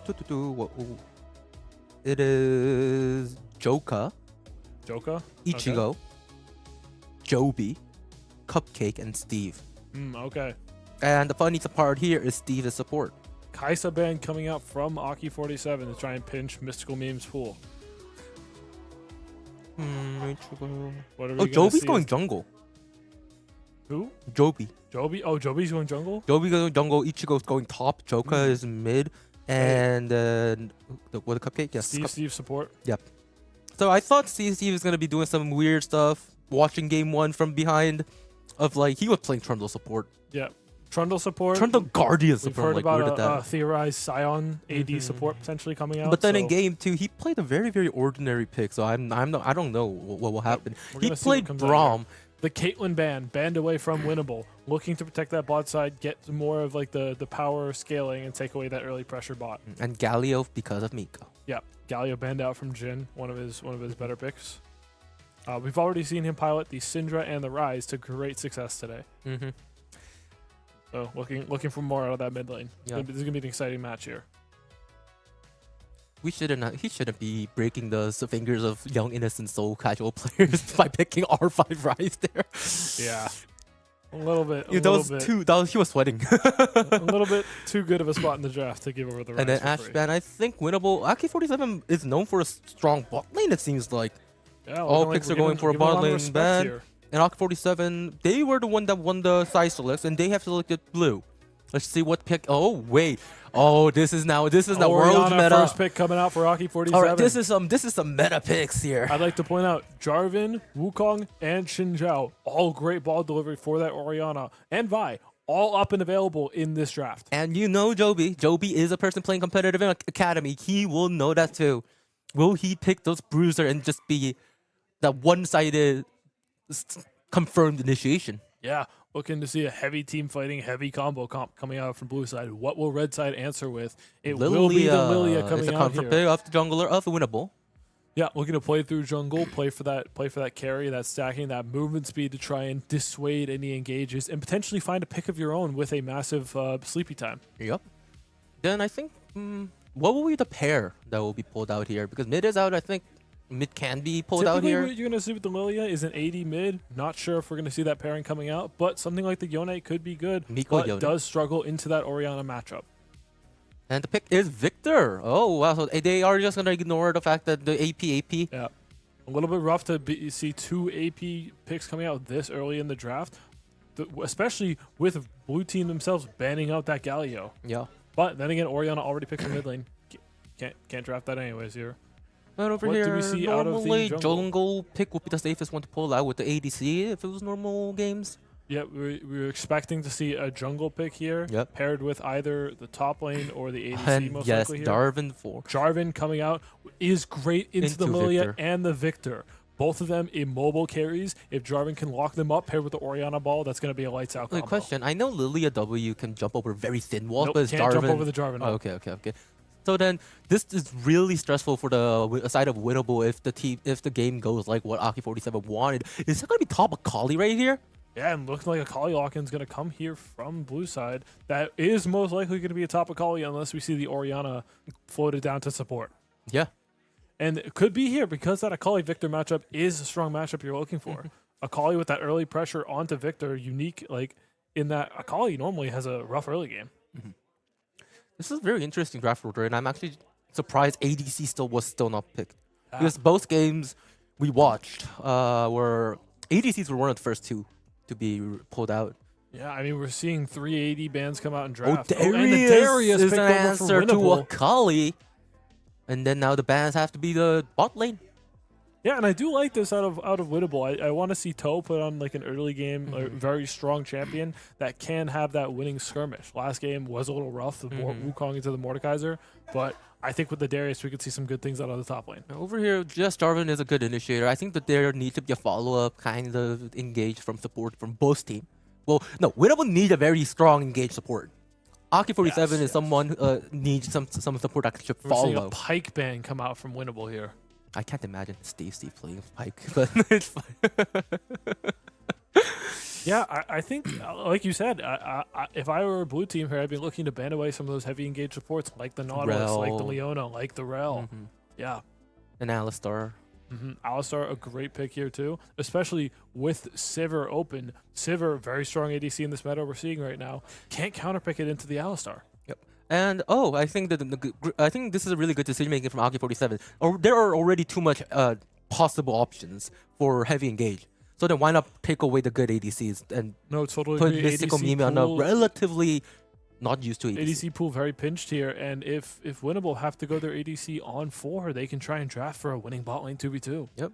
The Lucian, still huge that we see up in this game. We could be expecting Lucian Milio, Lucian Nami, especially if Red Side want to look at here. Lucian, Nami, and Braum all unbanned. I'm sort of on the side of I don't like that Poppy ban right now. They need to have a heavy engaged tank support.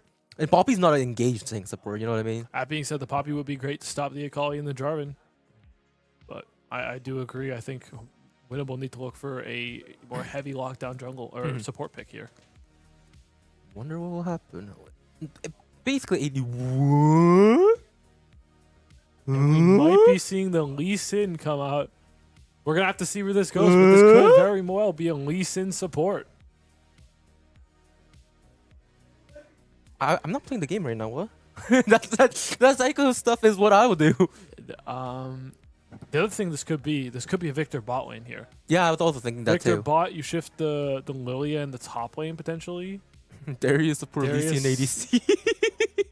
Could be. Oh, Sion, he's actually this doing might it. be the Sion support coming out from Steve said he did aware us. He did give us a note ahead of time in the time we were waiting. I believe this is going to be an AD Sion support. Yeah. So it should provide a lot of damage over to Aki47. It will be also a very good follow-up into a Jarvan if we go damage. Or even startup engage with that unstoppable onslaught. And the ADC that would be paired with it. The ADC, I'm thinking... I'd like to see a Senna come out here from Aki47. I love that Senna Sion combo. Yeah, the WW. W onto the minion, Sion shoves it in, and it's going to be Sivir. Yeah, that's why I was mentioning the Alistar pick. Could it be decent support W max? Could be W max Lee Sin support, but I'm not sure if I like it that much. Lee Sin Vayne! Oh, we could see the Vayne coming out here from a mystical meme. But this Sion doesn't care. He's gonna go damage. Damage is good into the Vayne because you give her less value for that max HP shred. I wonder what will happen. And it is going to be a Vayne lock coming in here from Winnable. Very interesting compositions that we see here. I do believe we're going to have to wait to figure out where all these picks are going. Yes. But we believe for Aki47, it is going to be Akali in the top lane, Orianna in the mid lane, and Sion support. While over on Team Winnable, I have no clue. A lot of questions over here. Could it be just Darius support and then Lee Sin top? It could very well be Darius support, Lee Sin top. I do think with the Vayne pairing, it might be the Lee Sin. You know, another point of like value for the Lee Sin, his E, you know, the cripple in the reveal, will reveal Akali in her shroud. Yeah, and in these later game team fights. And remember when remember the time when Lee Sin was played as a laner?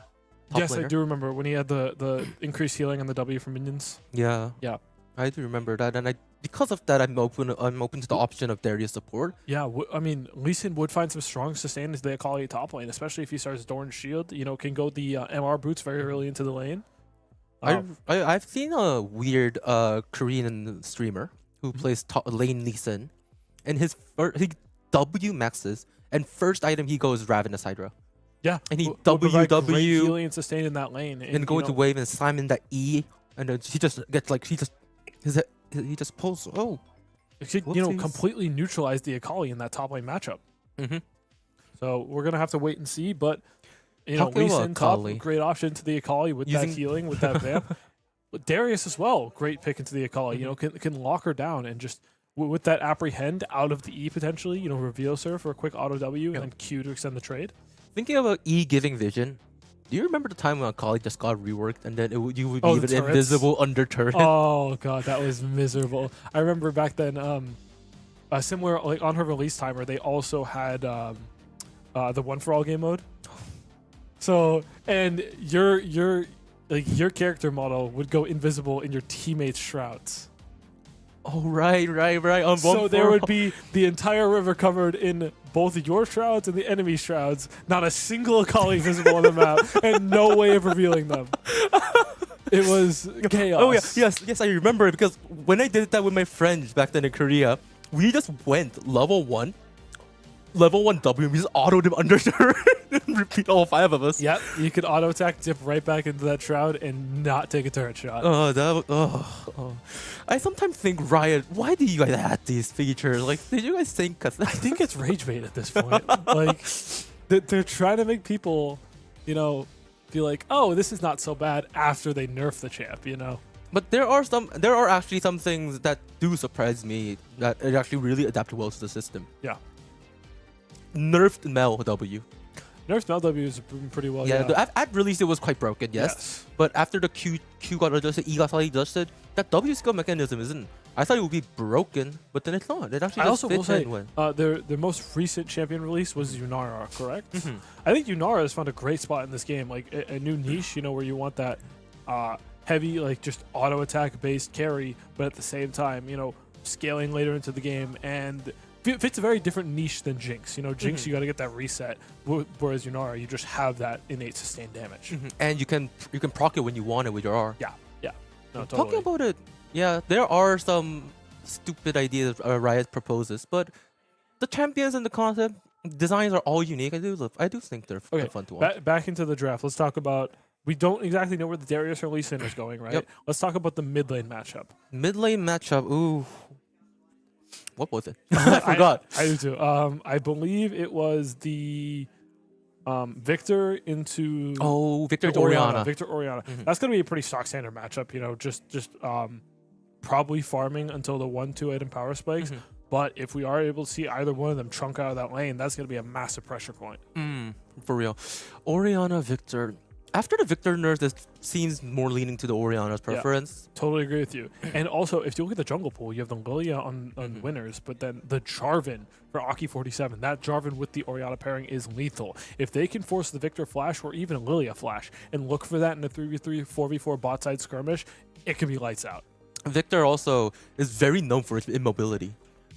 At level 6, if he has to flash out, or it's like not even before 6, if the first gank goes in, his flash is out, he's already, he's going to die. Next time it's going to be a level 6 gank with Jarvan and Orianna. I expect to see a gank mid coming out from Jarvan level 3 or level 4, and then a repeat to try and punish, potentially a no flash Victor on level 6. And also, what really making me concerned about this Victor pick is that because of his immobility and his position as standing mage, he needs something to pinpoint the enemies to hit the skill shot. Yes. E seems like an easy skill to use, but the Q is also the source of damage, and the auto following that is also needed. And he needs some sort of lockdown. Arcane Storm is it called? We have it's a Lilia jungle, but then the other 3 members of the team are a Darius, Vayne, and a Vayne. Yeah. Unless you're finding a condemn on the wall, which at that point I think the Vayne can probably take care of that kill alone. You're gonna struggle to find that CC lockdown for the Victor. Yeah. Now that I think of it, Victor just seems to be very lost in the draft from the concept, and because of that, we'll have to see when the game starts. But the draft is much more favored for the Aki 17 I agree. I Aki think 47. I think the comp of the Jarvan Orianna with a layered Akali diving in, the Sivir completely immune to any pressure with that spell shield in the backline, and the Scion also ulting forward. Right, he's not going to be as tanky, but even if he goes into that passive, the reanimated form, he will be able to dish out some insane damage with the Yomus or clips or whatever Steve is planning on itemizing with that. Watching go first item Yomu. I think Yomus would be really good here. First item Axiomorph. I think that's a little bit too much. I think that's a little too much. I would like to see potentially an opportunity as well, like opportunity coming out. Oh, opportunity! That out of combat vision. Q from a bush is going to be lethal. That would be a very scary. Q from a bush or ulting out of from halfway across the map. That's going to be triggering that opportunity, allowing that out of combat damage to come through. Interesting. It seems like the delay is longer than a little bit longer than the first we two might have games. had some issues going into the draft, but what should be someone's? Okay, it's okay. I barely heard it, but I think they just are. Okay, And I can't hear. Yeah, so. mine's also really silent. So, but anyways, let's see what will happen. All right, what do we speak more about for the next 3 minutes? I guess we could talk about how both of these teams can approach team fights, right? Yes. Well, so for blue side, it's pretty stock standard. You establish that vision control, you wait for them to clump up, you find that Jarvan Orianna engage. But for red side, it's going to be a lot more of a process to claw back some vision around these objectives. I think the key point would be Darius and Lee Sin will be creating chaos into that normal comp of front back. Yeah. So that Bane starts Q autoing, Victor can Arcane Storm into that chaos. I think what it has to be coming out from red side, it has to be some sort of either Lee Sin kick for a pick, Darius apprehend, Flash apprehend, or it has to be this Darius and Lee Sin potentially on some flank angles to create chaos into these team fights, right? Provide your Lily a space to walk in, maybe find that Flash Q 4-man, 5-man ult, and give the Vayne and Victor space to be able to play these team fights and get their damage out. And in that way, they just seem so reliant on individuals' hands, and very important. This support will have to be very important for the role because of the vision of where they can see for the flank angle and all. And the one thing I'd like to know, if it is a support Lee Sin, a lot more wards to hop around the map on with that. He's gonna be just looking for that instant kick every fight onto that Orianna or some flank angles, potentially a flash kick, and then Q to follow if he's on a flank. Yep. I'm excited to see this Lee Sin in this game. I want to see if winners are going to be able to make use of the pick. The more we dig in, the more negative I get to that final few picks. I think it'll. Similar to the game 2 draft we were talking about with the Rise, right? If Aki 47 are able to get ahead in tempo in the game, right? It's going to be lights out. They'll have the damage on the Jarvan Orianna. But similarly, if winners are able to get far enough ahead that Jarvan Orianna is not able to find their takedowns onto their targets, you're going to have the Lee Sin, Darius, Lilia just rampaging in a fight. Yes. Wonder what will happen. Because winners, we have seen what their players can do. And they have shown quite consistent good performance. Yeah, they've had strong coordination and set up into these team fights. But this is the first time we are going to be watching Aki 47. Yeah, I'm excited to see what comes out of this team.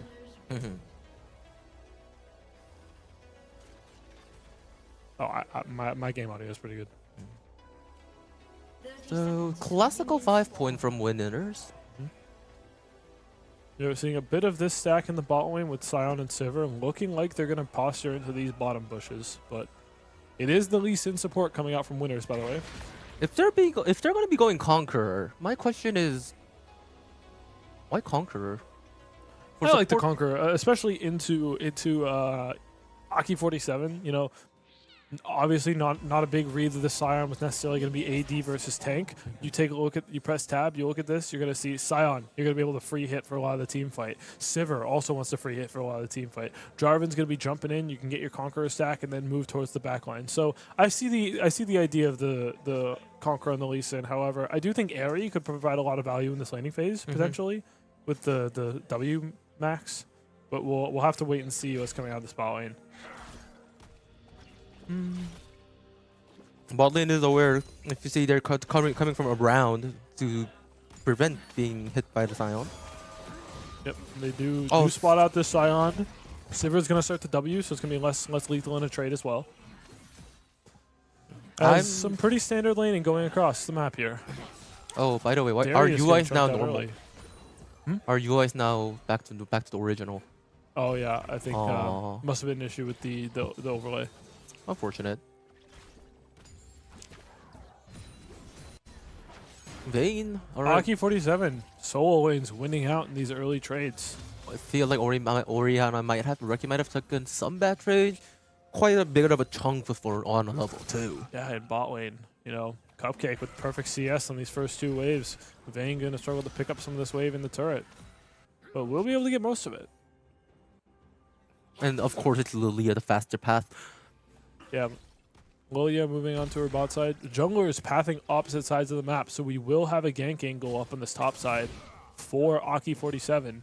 Similarly, can make a play Oh bot wait, side. ooh! If that had hit, that would have been late in Yeah, phase Vayne game tumbles out at of the that Sion moment. queue. Oh, level 3 is first big trade on. for Darius here. Has to flash away, Passive but reset. still tight. Could Does have the flash this. auto. Flash W and the Flash auto will kills with the auto, follow but it, and that will be finds first one blow to the more. hand of Darius.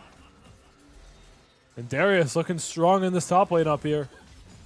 I think Ichigo sort of lost track of the level 3 timer and the CS.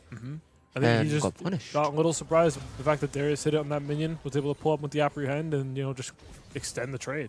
All right, then Lilia has finished the clear and the turn is on. But then is Sion aware? Is the bot lane aware? They are not. Oh, Sion and Sivir a little overextended here. Lilia popping Oh, up Lilia. behind. Wait. Vayne struggling to follow. Lilia flashing in early. Gets the W, gets the kill. But then Lilia here. taking away with the Bam, ignite. bam. Sion, Sivir Sion, finds the flash Sion, auto attack. Sion, Sion Sion. finds a kill. Oh, The passive is so strong early game in these moments. So actually the gank will be a bad trade in the side of winners. yeah, and Aki 47 Is it able to winnable? trade up 2 for 1 in that bot play. Meanwhile, Jarvan able to find the top scuttle and work in behind Victor here in the mid lane. We're going to be looking at gank here. Victor forced to burn flash. It's exactly what we were talking about. Before meanwhile, Sivir finds a kill on the Lee Sin in the bot I lane. think Lee Sin might have underestimated Sivir's passive. Yeah, especially with the lethal tempo procced up Yeah. too. It happens. But as we're seeing in the mid lane, Victor, like we were talking about, no flash. No flash. We're expecting a regank there on level 6 to try and punish that. Oh, But Akali, despite dying, is continuing to show good form and continuing chunking out Darius's HP. Yeah, Because similarly, even before in the level 3 mistake, he was been pressuring Darius very strongly throughout the short clips we were seeing every time the point of view was changing. yeah, similarly in the mid lane, even though Jarvan was able to come down and force the Victor flash, Victor in the end was able to out-trade Orianna and force her to back. Ooh. Q being used like that for Darius is very unfortunate. Not a situation that... Oh, we'll be able to take that cannon. Darius chunked out to half HP against this Akali in the top lane matchup, but does have the kill. A little gold advantage is looking nice. Victor really does not like this lane state. He would want to break it, recall, and then make a pushback so he can go skip that level 6 timer with safety. And observers, if it could be possible, could we take a look at the gold leads across the map? Okay, we'll wait on that, Unfortunately, but- yeah. Unfortunately. Oh, Vayne is getting big Vayne chunks, chunked but out it's here slowed big. out. And flashes forward from Sion. Vayne uses barrier and flash to run away. That barrier was enough to save him from dying from Sion's W aftershock. Yeah, and it's like we see in the bot lane, 700 gold lead for this Sivir. 700 gold lead for this Sivir, and the top lane lead is getting negated by the CS advantage that Akali is generating up there. See, Or did they decide to go dive? Oh, they decided to dive. Sion's They are taking- going to give it for Sion. Sion does go 1 for 1 in this trade, but Sivir collects another kill. 3-0-1 in the bot lane. Collect another kill, waves pushed in, and Sion gets played. Yep. That is, of course, by far on the preference of Aki 47. Yes, definitely. I think Aki 47, happy to take that play 10 out of 10 times. Meanwhile, Victor this is- pressuring the Orianna. Orianna first Oh ult. my god, right over there. What? Lilia works in and steals the Drake away from Joby. That was 27. That was 27. 27 HP, just barely misses smite. And also, oh my god, Mekari is actually doing so much steals today. In game 1, he did 2 straight steals. No, and this is great, great signs of life from winners here. And this is also compliment to Miko. He just traded so well constantly that Orianna had to use ulti, not wait for the Jarvan. Yeah, And had to just Victor pull it pushing over. out. Oh, walking up front to avoid the edge was very good play from Ichigo. Jarvan is doing the Scuttle Crab. And I think we'll be able to secure it before Lilia. Yes, they have. Yes, he will. Ollie hits the other Darius. Will he go forward? Has to be careful. Lilia is in the area. Back to this bot lane. Wave is getting frozen outside of blue team's tower. I can tell. Aki 47 controlling this wave state. Ooh. Not allowing winners a chance back in. This freeze is the most... Oh, that is when the 80 season support all want to cry. Suffering from that one. Oh, Darius finds an apprehend on Akali. Akali dashing forward. Oh, but he got hit by the edge. He got hit by the edge. This might be Not dangerous. going to invest the perfect execution. Darius looking forward, looking for the ult. Darius finds the ult the other Akali and takes her down. Meanwhile, Jarvan flash ulting in mid. No, we know it's no flash, but Orianna is also stunned. Orianna in trouble. Orianna has to flash away from the Arcane Storm. And Victor, able to survive that gank, can just walk away. And that's not the point. Oh, and that is an airborne. Vayne is not going to be able to survive that. Lee Sin is trying. Sion taking over to level 6 during that fight, ulting forward, but he misses. Won't matter. Won't matter. Aki 47 bot lane takes a double kill. And that's great for Aki 47 across the map, you know? They don't die in, or they do die in the top lane, but they manage to cross map that bot with 2 kills. And Miko in the mid lane managing to survive, creating huge pressure. And mitigating the huge pressure from and then Aki 47. This flash will be now back up. But then that doesn't stop the whole game plan. You can do that to Victor repeatedly if he has flash. Then we just try to bait that out.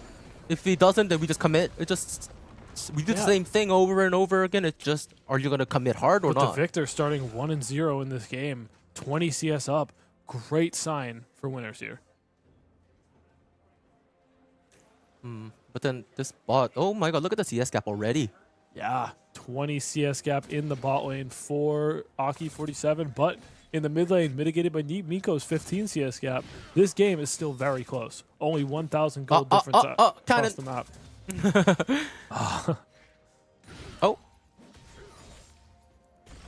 Miko continuously making good trade here and there. Continuously bothering Orianna. Oh, Aprian did miss. The Q outside, it does hit. Kali has ulti here. Gotta be careful. Darius has ult as well. Kali waiting for that hemorrhage stacks to wear off, but not able to find an opportunity to re-engage. Meanwhile, in the bot lane, Sion and Sif are continuing to look to pressure. Kali. Perfect execution 1. Oh, apprehend in the shroud, misses the apprehend. Okay, Darius forced to flash out. Lilia is here, but then throws the E to Narnia. Yeah. The winners with a 4-man rotation into the bot side of the map. But unfortunately, Sion and Sivir already knew and just walked away. Great vision control from Aki 47 here to prevent anything from happening. And Akali finds the perfect execution. Finds the shuriken flip. Will not. Oh, apprehend. This is now danger for Akali. Oh. Vision drops. Darius ult gets cancelled. Still has the cooldown though. Yeah. Can continue to pressure in this match. Jarvan jumps flash forward. Darius Q healing misses. Guys. And dies. It was a bit. Vayne flashing forward Vayne flashing, but is slowed by Sion ulti. Final hour. Sivir Passing him Sion away. Sion Q big here. Lee Sin dashing in. Finds the kill in. on the Sion. But the Sion has to pass it. Bam! And just like that, again a 2-1 fight with the wave being shoved in under the turret of winnable. Aki 47 just again gets such an advantage. And that kind of felt like a final attempt at from winners to try and win this bot lane 2v2. All 4 suns used. Meanwhile, the Sivir forced to flash and barrier, but the Sion still has flash and ignite up. And Steve really played that well because the moment Sivir was being ran at, he didn't aim his ult to hit anyone. He used it to go in between the intersection and use the impact of stopping it to use a slow for that Vayne cannot proc the passive to chase that server. Yeah, get that guaranteed slow instead of the risky knockup. Yep. Ollie continuing to pressure forward onto this Darius here. Oh, Sion Victor! mid lane. Victor might be caught. Victor might have to flash out here. Orianna coming But through. Victor taking away with the smite, ignite. there's no smite. Victor falls to the ignite. Meanwhile, Ignite Lilia is might be in there. trouble. Find the Ulti two-man is sweep. used to do it, but oh my god. The Sion! Orianna burns. Orianna ticks burn now. Sion Q! Sion Q is Orianna, doing oh, Lee Sin finds the Q to secure the kill into Orianna. Lee Sin, okay. That was a really good play. Oh, but Jarvan is caught. this play might continue. Vayne can't chase this down. Can Lee Sin find a kick? There he's able to walk away. Oh, he has no kick actually. But like that Sion 2 consecutive Q full charge hitting airbornes. That was amazing. Yeah. No, and Lilia going to be able to start up this Ooh, dragon here pulls with out the the pressure freehand. of forcing the Jarvan out. Drake is being hit by is being Lee Sin taken. dashing over the wall, looking aggressive, just pops a blast cone. I'm going to look to drag it out and finish here, but there's 4 members of Aki 47 on the bot side of this map. Looking to pressure, but it looks like they're just going to let winners reset Comprehend here. land, but the Q does not connect. Man.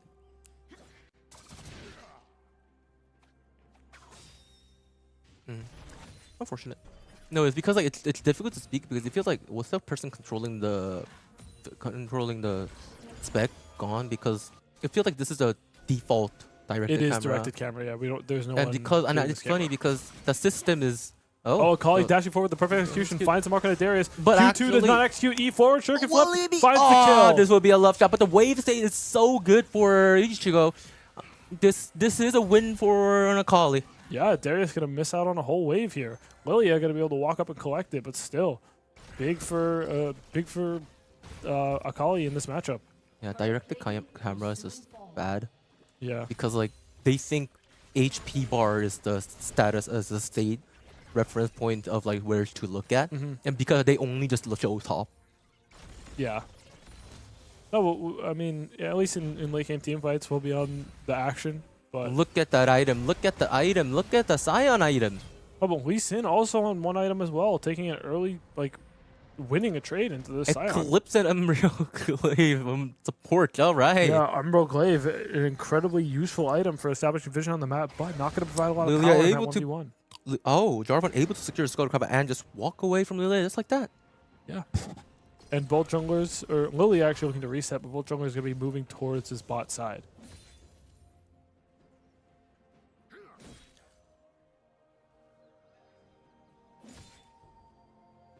Oh man, direct the camera. Grah. Action has started to happen. Mid game phase has started. Sivir is walking towards mid, but actually, is it just for the? Is it for the Herald? Yeah, I think Aki 47 rotating 5 up for this Herald. Looks like winners are planning on giving this. Lilia is still bot side, and Vayne is pushing out for this outer turret. But it is Vayne, the worst one of push. Yeah, if you can get this gold back, Vayne can be right back in the game. That being said, 2.2k for this ADC matchup as Aki 47 looking man with the victor. Sion, Decimating Smash will connect. Orianna ult to follow and ensure can flip, will ensure the kill. Oh, Sivir ult and trying to kite out the Darius over here. Is it mechanic? Oh no, Oh, but Darius with the finds the upper upper will hand. land. Then the Sivir might be in danger. Oh, he uses to cancel it. Oh, still might be in trouble. Darius forced to flash away. But then the passive Sivir is burning here. down. Sivir And will that die. will be a shutdown. Oh. Oh, Akali flips forward with the perfect execution. Vayne condemns into the wall. Is able to stack up this passive. Pops the barrier. Struggles. Oh, that's... Oh, my... Oh, and Akali lives with 1 Akali HP. has damage and... Oh, Darius here comes Sion. in trouble in the top side. Sion walks under, collects the kill. Orianna trying to push the wave is caught by Lee Sin and the Lilia, the 2 jungler champions. Yeah, and we expected there to be like just a simple give of the Herald. Meanwhile, fighting across the entire map. Akali TPing into this bot side as it is actually winners who start up the Herald with this Lilia here. They're setting up. They now hit it. Oh, is Aki 47 gonna let this through? Nico walking down to the bot lane. Victor matching the Akali. Oh, Has they are TP aware. advantage. They're actually turning on to Jarvan. They're trying to chunk him out so that they can engage, but right here... Jarvan in trouble. Jarvan's dead. Jarvan is dead. Dropped Then to the what Lee Sin happens to the damage. objective? But Sivir is right now so strong. Oh, And the objective will be secured by winners as they look to extend this trade into the Sion and Sivir. Lee Sin trying to look for a kick angle. Owen will be able to seek something, and Drowsy asleep. Sivir will Sivir in die trouble. Vayne consecutively. flashes forward over the wall. Vayne flash over for the kill and be able to secure it. That was very bold of a move. And that is absolutely massive for winners here. They get the Herald, they get 2 kills, and they're able to counter jungle his entire, or 3 kills, sorry. Yep. And they're able to counter jungle Jarvan's entire top side. Meanwhile, Akali on the bot taking the outer turret. TP decision making from Darius was very, I think, perfect. Yeah, I totally agree. And I do think that Akali TPing bot side may have like given winners a chance back into this game. And this is also something to be aware of. Sivir just died 2 consecutive times, and that really affects farm Yes. in this state of the game. Yeah, Vayne slowly catching up in gold on this Sivir. Again, still probably we can't see the gold amounts for sure, but most likely still almost 2,000 gold down, but able to find his way to claw back into Sion this is game. on opportunity. It's Sion opportunity. on 2 items, big spike here, yeah, opportunity, and the Umbral Glaive or Umbral Glaive. They chunked down Sion. They think that's a good enough reason to start it. Yeah, Sion will be able to barrel down this. Are they river with rotating the into ulti. Darius? Sion looking for a pick on a Darius, finds the Yes. slow from the ulti. Decimating Smash will connect, but he falls in the process. And Darius, with the flash. One that for was, one for one. But meanwhile, winners finishing off this Baron. That will be soul point. That's Soul Point over to winners. They got 3 dragons stacked up to none at 18 minutes. We're on pace for an early soul fight. Yeah. 23-minute soul fight. It was a really good attempt, but then it just Yeah. Darius just didn't die that Looking fast. mid onto the Darius. It takes too long to kill Darius. Maybe Meanwhile, Hexbringer is the winners tech. are able to like burn the dragon down. Maybe Hexbringer and Vayne might be in a little bit of Ooch trouble might with be the Zakali shopping on the bot side, but At least does here- have Lee Sin to help.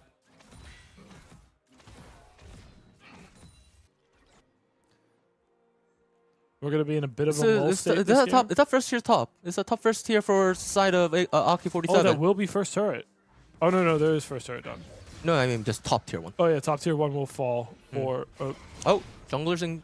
Wait, it Lilia might and not be Darius enough. coming for the match. Wait, Jarvan is running into. Will be Jarvan apprehended very by squishy Darius. at this point in the game. Ult already comes out. And an Orianna EQ. ball. Oh, okay, that's smart.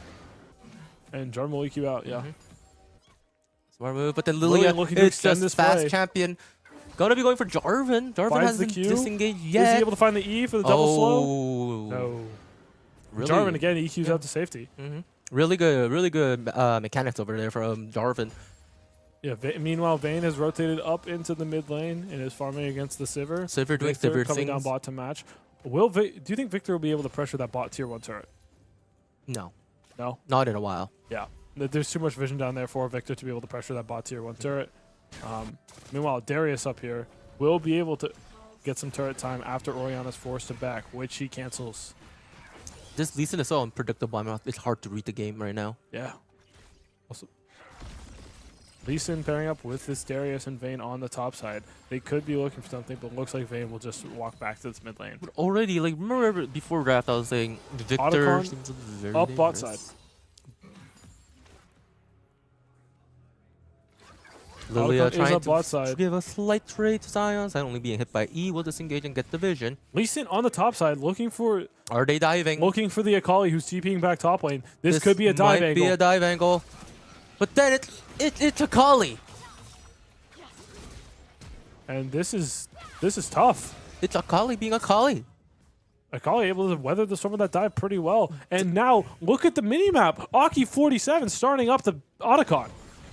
And why? And there's no reason not to. Oh, Sion in the edge of the vision. Sion not able to find the decimating smash. Lilia over to the side. Oh, will Lilia be is connected jumped with the on and Jarvan will be Orianna combo. Lilia flashes out. Will not fall. But is massively chunked. Is forced away then from can Otacon. he pit. walk up for Otacon? No, Otacon will be Otacon will be secured to the winners. Otacon No, will no, be no, no. claimed by Aki Aki 47. 47. Yeah. And this game, a back and forth slugfest so far. Yeah, but then now because the Otacon and all the stat and XP just get, they might actually be able to stop the Drake stack from stacking on further for the soul. Team's pretty much dead even. You got the 3 Drakes over 2 winners, but you have that Otacon buff, that AoE damage on takedown, as well as the increased stats from Petals. Meanwhile, Lee Sin finding a kill out on the Scion. The Scion is chasing. Bam, bam. Scion will be able to trunk out Lee Sin, but not do much more. Oh, one auto attack away. That was one auto attack away. That was such a close one. Herald is dropped, but the HP bar of the first turret is still quite high, and will be able to tank it. Lee Sin forced to reset. And then Winner's most likely going to run back out onto this bot side of the map and establish vision for this soul fight. Minute left for the soul fight. Supporter will be there. Yeah, still a 2,000 gold lead on this Sivir in the bot lane. Mitigated by the almost 1,000 gold lead for Lilia in the jungle and the 700 gold lead for Victor in the mid lane. So all in all, extremely even. 2-item power spikes also coming out for this dragon. Victor completing the Leandries and the Rylai's. Again, the supporter fight, but Lee Sin will be able to disengage, but get a meaningful chunk onto Scion. Lilia walks in, trying to clear vision. Oh, but the airborne does hit. Is Jarvan going to chain it up? There is no flash onto Lilia. And Lilia's down, but so is Scion. Oh, Lee Sin tried the insect, but then we'll be only able to kill Scion. Sivir passive is proc. EQ flash! Flashing forward. Vayne uses E to push them away. Victor had to TP to answer. And Darius is on the flank. Darius on the flank. But he'll just fall. He went in too early. Akali playing all in. Oh. Orianna all whiffs. But this Akali is pressuring forward heavy. Vayne trying to chase it over, but then because the second ulti, he couldn't chase further. And just like that, Drake stack will be now stopped. Yeah, this Drake's going to go over to Aki-47 and will deny the soul for another 5 minutes. That flash EQ engage decision making from Joby, that was smart. You need to see that snap engage on Jarvan, and we're seeing it excellently displayed in this game 3 here. And like we said in draft, they are so immobile. Except Lee Sin, they can't jump over walls. You just saw Lilia lose flash in Otacon to escape that, and consecutively he just got again Jarvan ulted. Yeah. I mean, we're seeing here the mobility struggles coming out from this winner's comp. The Lilia, the Victor, and the Vayne with no way, and the Darius as well, with no way to escape this Jarvan ulti. It's just this champion's broken. Unless you pick Wukong. Nah. Scion looking aggressively in this top side. If he could find Lilia walking over and chunk out before a team fight even starts, that would be absolutely massive. And also, the meaning of that fight was also very, very huge, because look at Winnable's flashes. 25 seconds, there would be Baron. And no flash on mid and ADC. Mid and ADC, no flash is... And I'd also like to take a minute to highlight the vision here. There's so much vision littering the entire topside jungle for Aki-47. Meanwhile, Winnable have almost no vision. Oh, Scion is caught in again. Oh, the insect? Scion ulti comes down, but Scion will fall anyways. Sivir can kite this. Jarvan is ready. He's saving the ulti for the ADC, but Akali from behind. Uses the ulti. With the perfect execution. Hits the E. Does not take the E, but still finds the kill. And I think he was stunned. I think he was stunned that it just disappeared. But even so, Sivir with the ulti. Aki-47 starting off this Baron. It is just Victor and Lilia left. Victor on the bot side. Is he going to look to push this turret, or will he look to TP in? Today he has done 3 stills. Good deep vision set up now by for a flank ward if he wants to go for this play. Ultimately elects to not, and this will be a Baron for Aki-47. Yep. Aki-47 will secure Baron, and the only response Winnable could do was take bottom tier 1 by Victor. Yeah. And that's going to balloon this gold lead out to almost 4,000 gold for Aki-47 this game. And there's still 2 minutes 30 seconds. And remember how the flashes of the carries all left because of Drake fight? It can happen again. Like 40 seconds before, if they make a mistake of going too far forward, trying to set up vision, Jarvan can do that same thing again before the flash is up, and even if flash is going to be gone for the team fight once again. Out is almost all of this vision from both teams on the top side of the map. We're going to see the supports moving the vision over to the bot side, and Why am likely I going to see seeing skirmishes. most fist fight from the support? Lee Sin going into the Scion, but both backed up by their Akali and Victor. I just love how Scion support how he's like doing the warding. Yeah, Is like he actually shows my habits right now. he just walks in as a meat shield. Yeah. Oh, Vayne is caught in off. trouble. Vayne goes down already to Silver. I thought Scion was getting caught by Lee Sin in trouble. Lee Sin able to ward up over the wall. Reported. Just nerf this Jarvan ult. And just like looking very this, strong in vision this turn game. is gone. They cannot get vision, and they're busy defending mid. And just like that, it's a perma-turn. And when you pair it up with this 11 and 2 Sivir, you could dish out this damage immediately and just find a pick like that. And because to protect that, Lee Sin was right here. And that's when they encountered with the Scion. He was trying to get some vision. Oh, and just like that, Darius is being trouble on the top side. Orianna will connect. Scion will fall. But that will also cost top tier 2. Top tier 2 goes down here. And now Drake is in 50 seconds. I think Alki 47 should recall and then just get ready for it, but they are going for the inhib turret of mid. For mid inhib turret. Yep. Mid inhib turret will fall to these Baron infused siege minions. Mid lane turret does go down. Now Aki 47 will walk it out. Now Darius is dead, but he has TP. Darius has this ward down here towards the Drake pit to TP to. Other than that, jungle mostly dark. It is a slightly delayed recall, considering it's ideally you have to be recalling 40 seconds before objective. Yep. But even so, 30 seconds is not that bad. Lee Sin is busy warding their jungle because of the potential Akali flank. Steve hiding and then just aiming for a charge Q. All the wards are already wasted. Lee Sin has to recall and now try to push out the vision. But right now, Scion is here with Jarvan already positioned on an ideal stance. Yeah, and Sivir able to shove this mid. Then they just go in just like that. Lilia goes golden, but still stuck. Orianna! Wrecking! Doesn't connect to anything else. Scion flashing forward, getting shredded by this Vayne. Meanwhile, Darius dies on the backside. Victor in trouble. Akali finds the perfect execution. And will be able to take down the carries on the backside as Orianna struggles to take down Vayne. This Vayne is space gliding. Will take down Orianna here. Would that be enough? With a sliver of HP can finish Orianna, but the coincidence of Lee Sin W in at that moment. And Vayne walking up, trying to do some more damage onto the Jarvan. And there's 4 dead on the side of winners. This might be game. TP in from Akali, they're looking to end. Lee Sin in and out for a nice chunk, has to clear the wave. Sivir, 12 and 2, is going to shred these turrets. I know you're strong, but you're level 12 support. Lee Sin flashes in, does not finds the kill into Akali, but it's not going to be enough. But Sivir is up, Jarvan is up, and what remains in the side of Winnable's Nexus is just broken. Aki 47 take the game, finish the day out 3-0, and claim first seed for tomorrow's matches. All right, I'm not aware of what happened to the other two teams, because that would be the third force determining game, I bet. Yeah, but for the first 2 seeds at least, we have Aki 47 coming out today 3-0. Very strong showing from them. They'll move on as first seed tomorrow. Winners, our other team, 2-1, going to move into second seed tomorrow. And the last 2 teams, not losers, and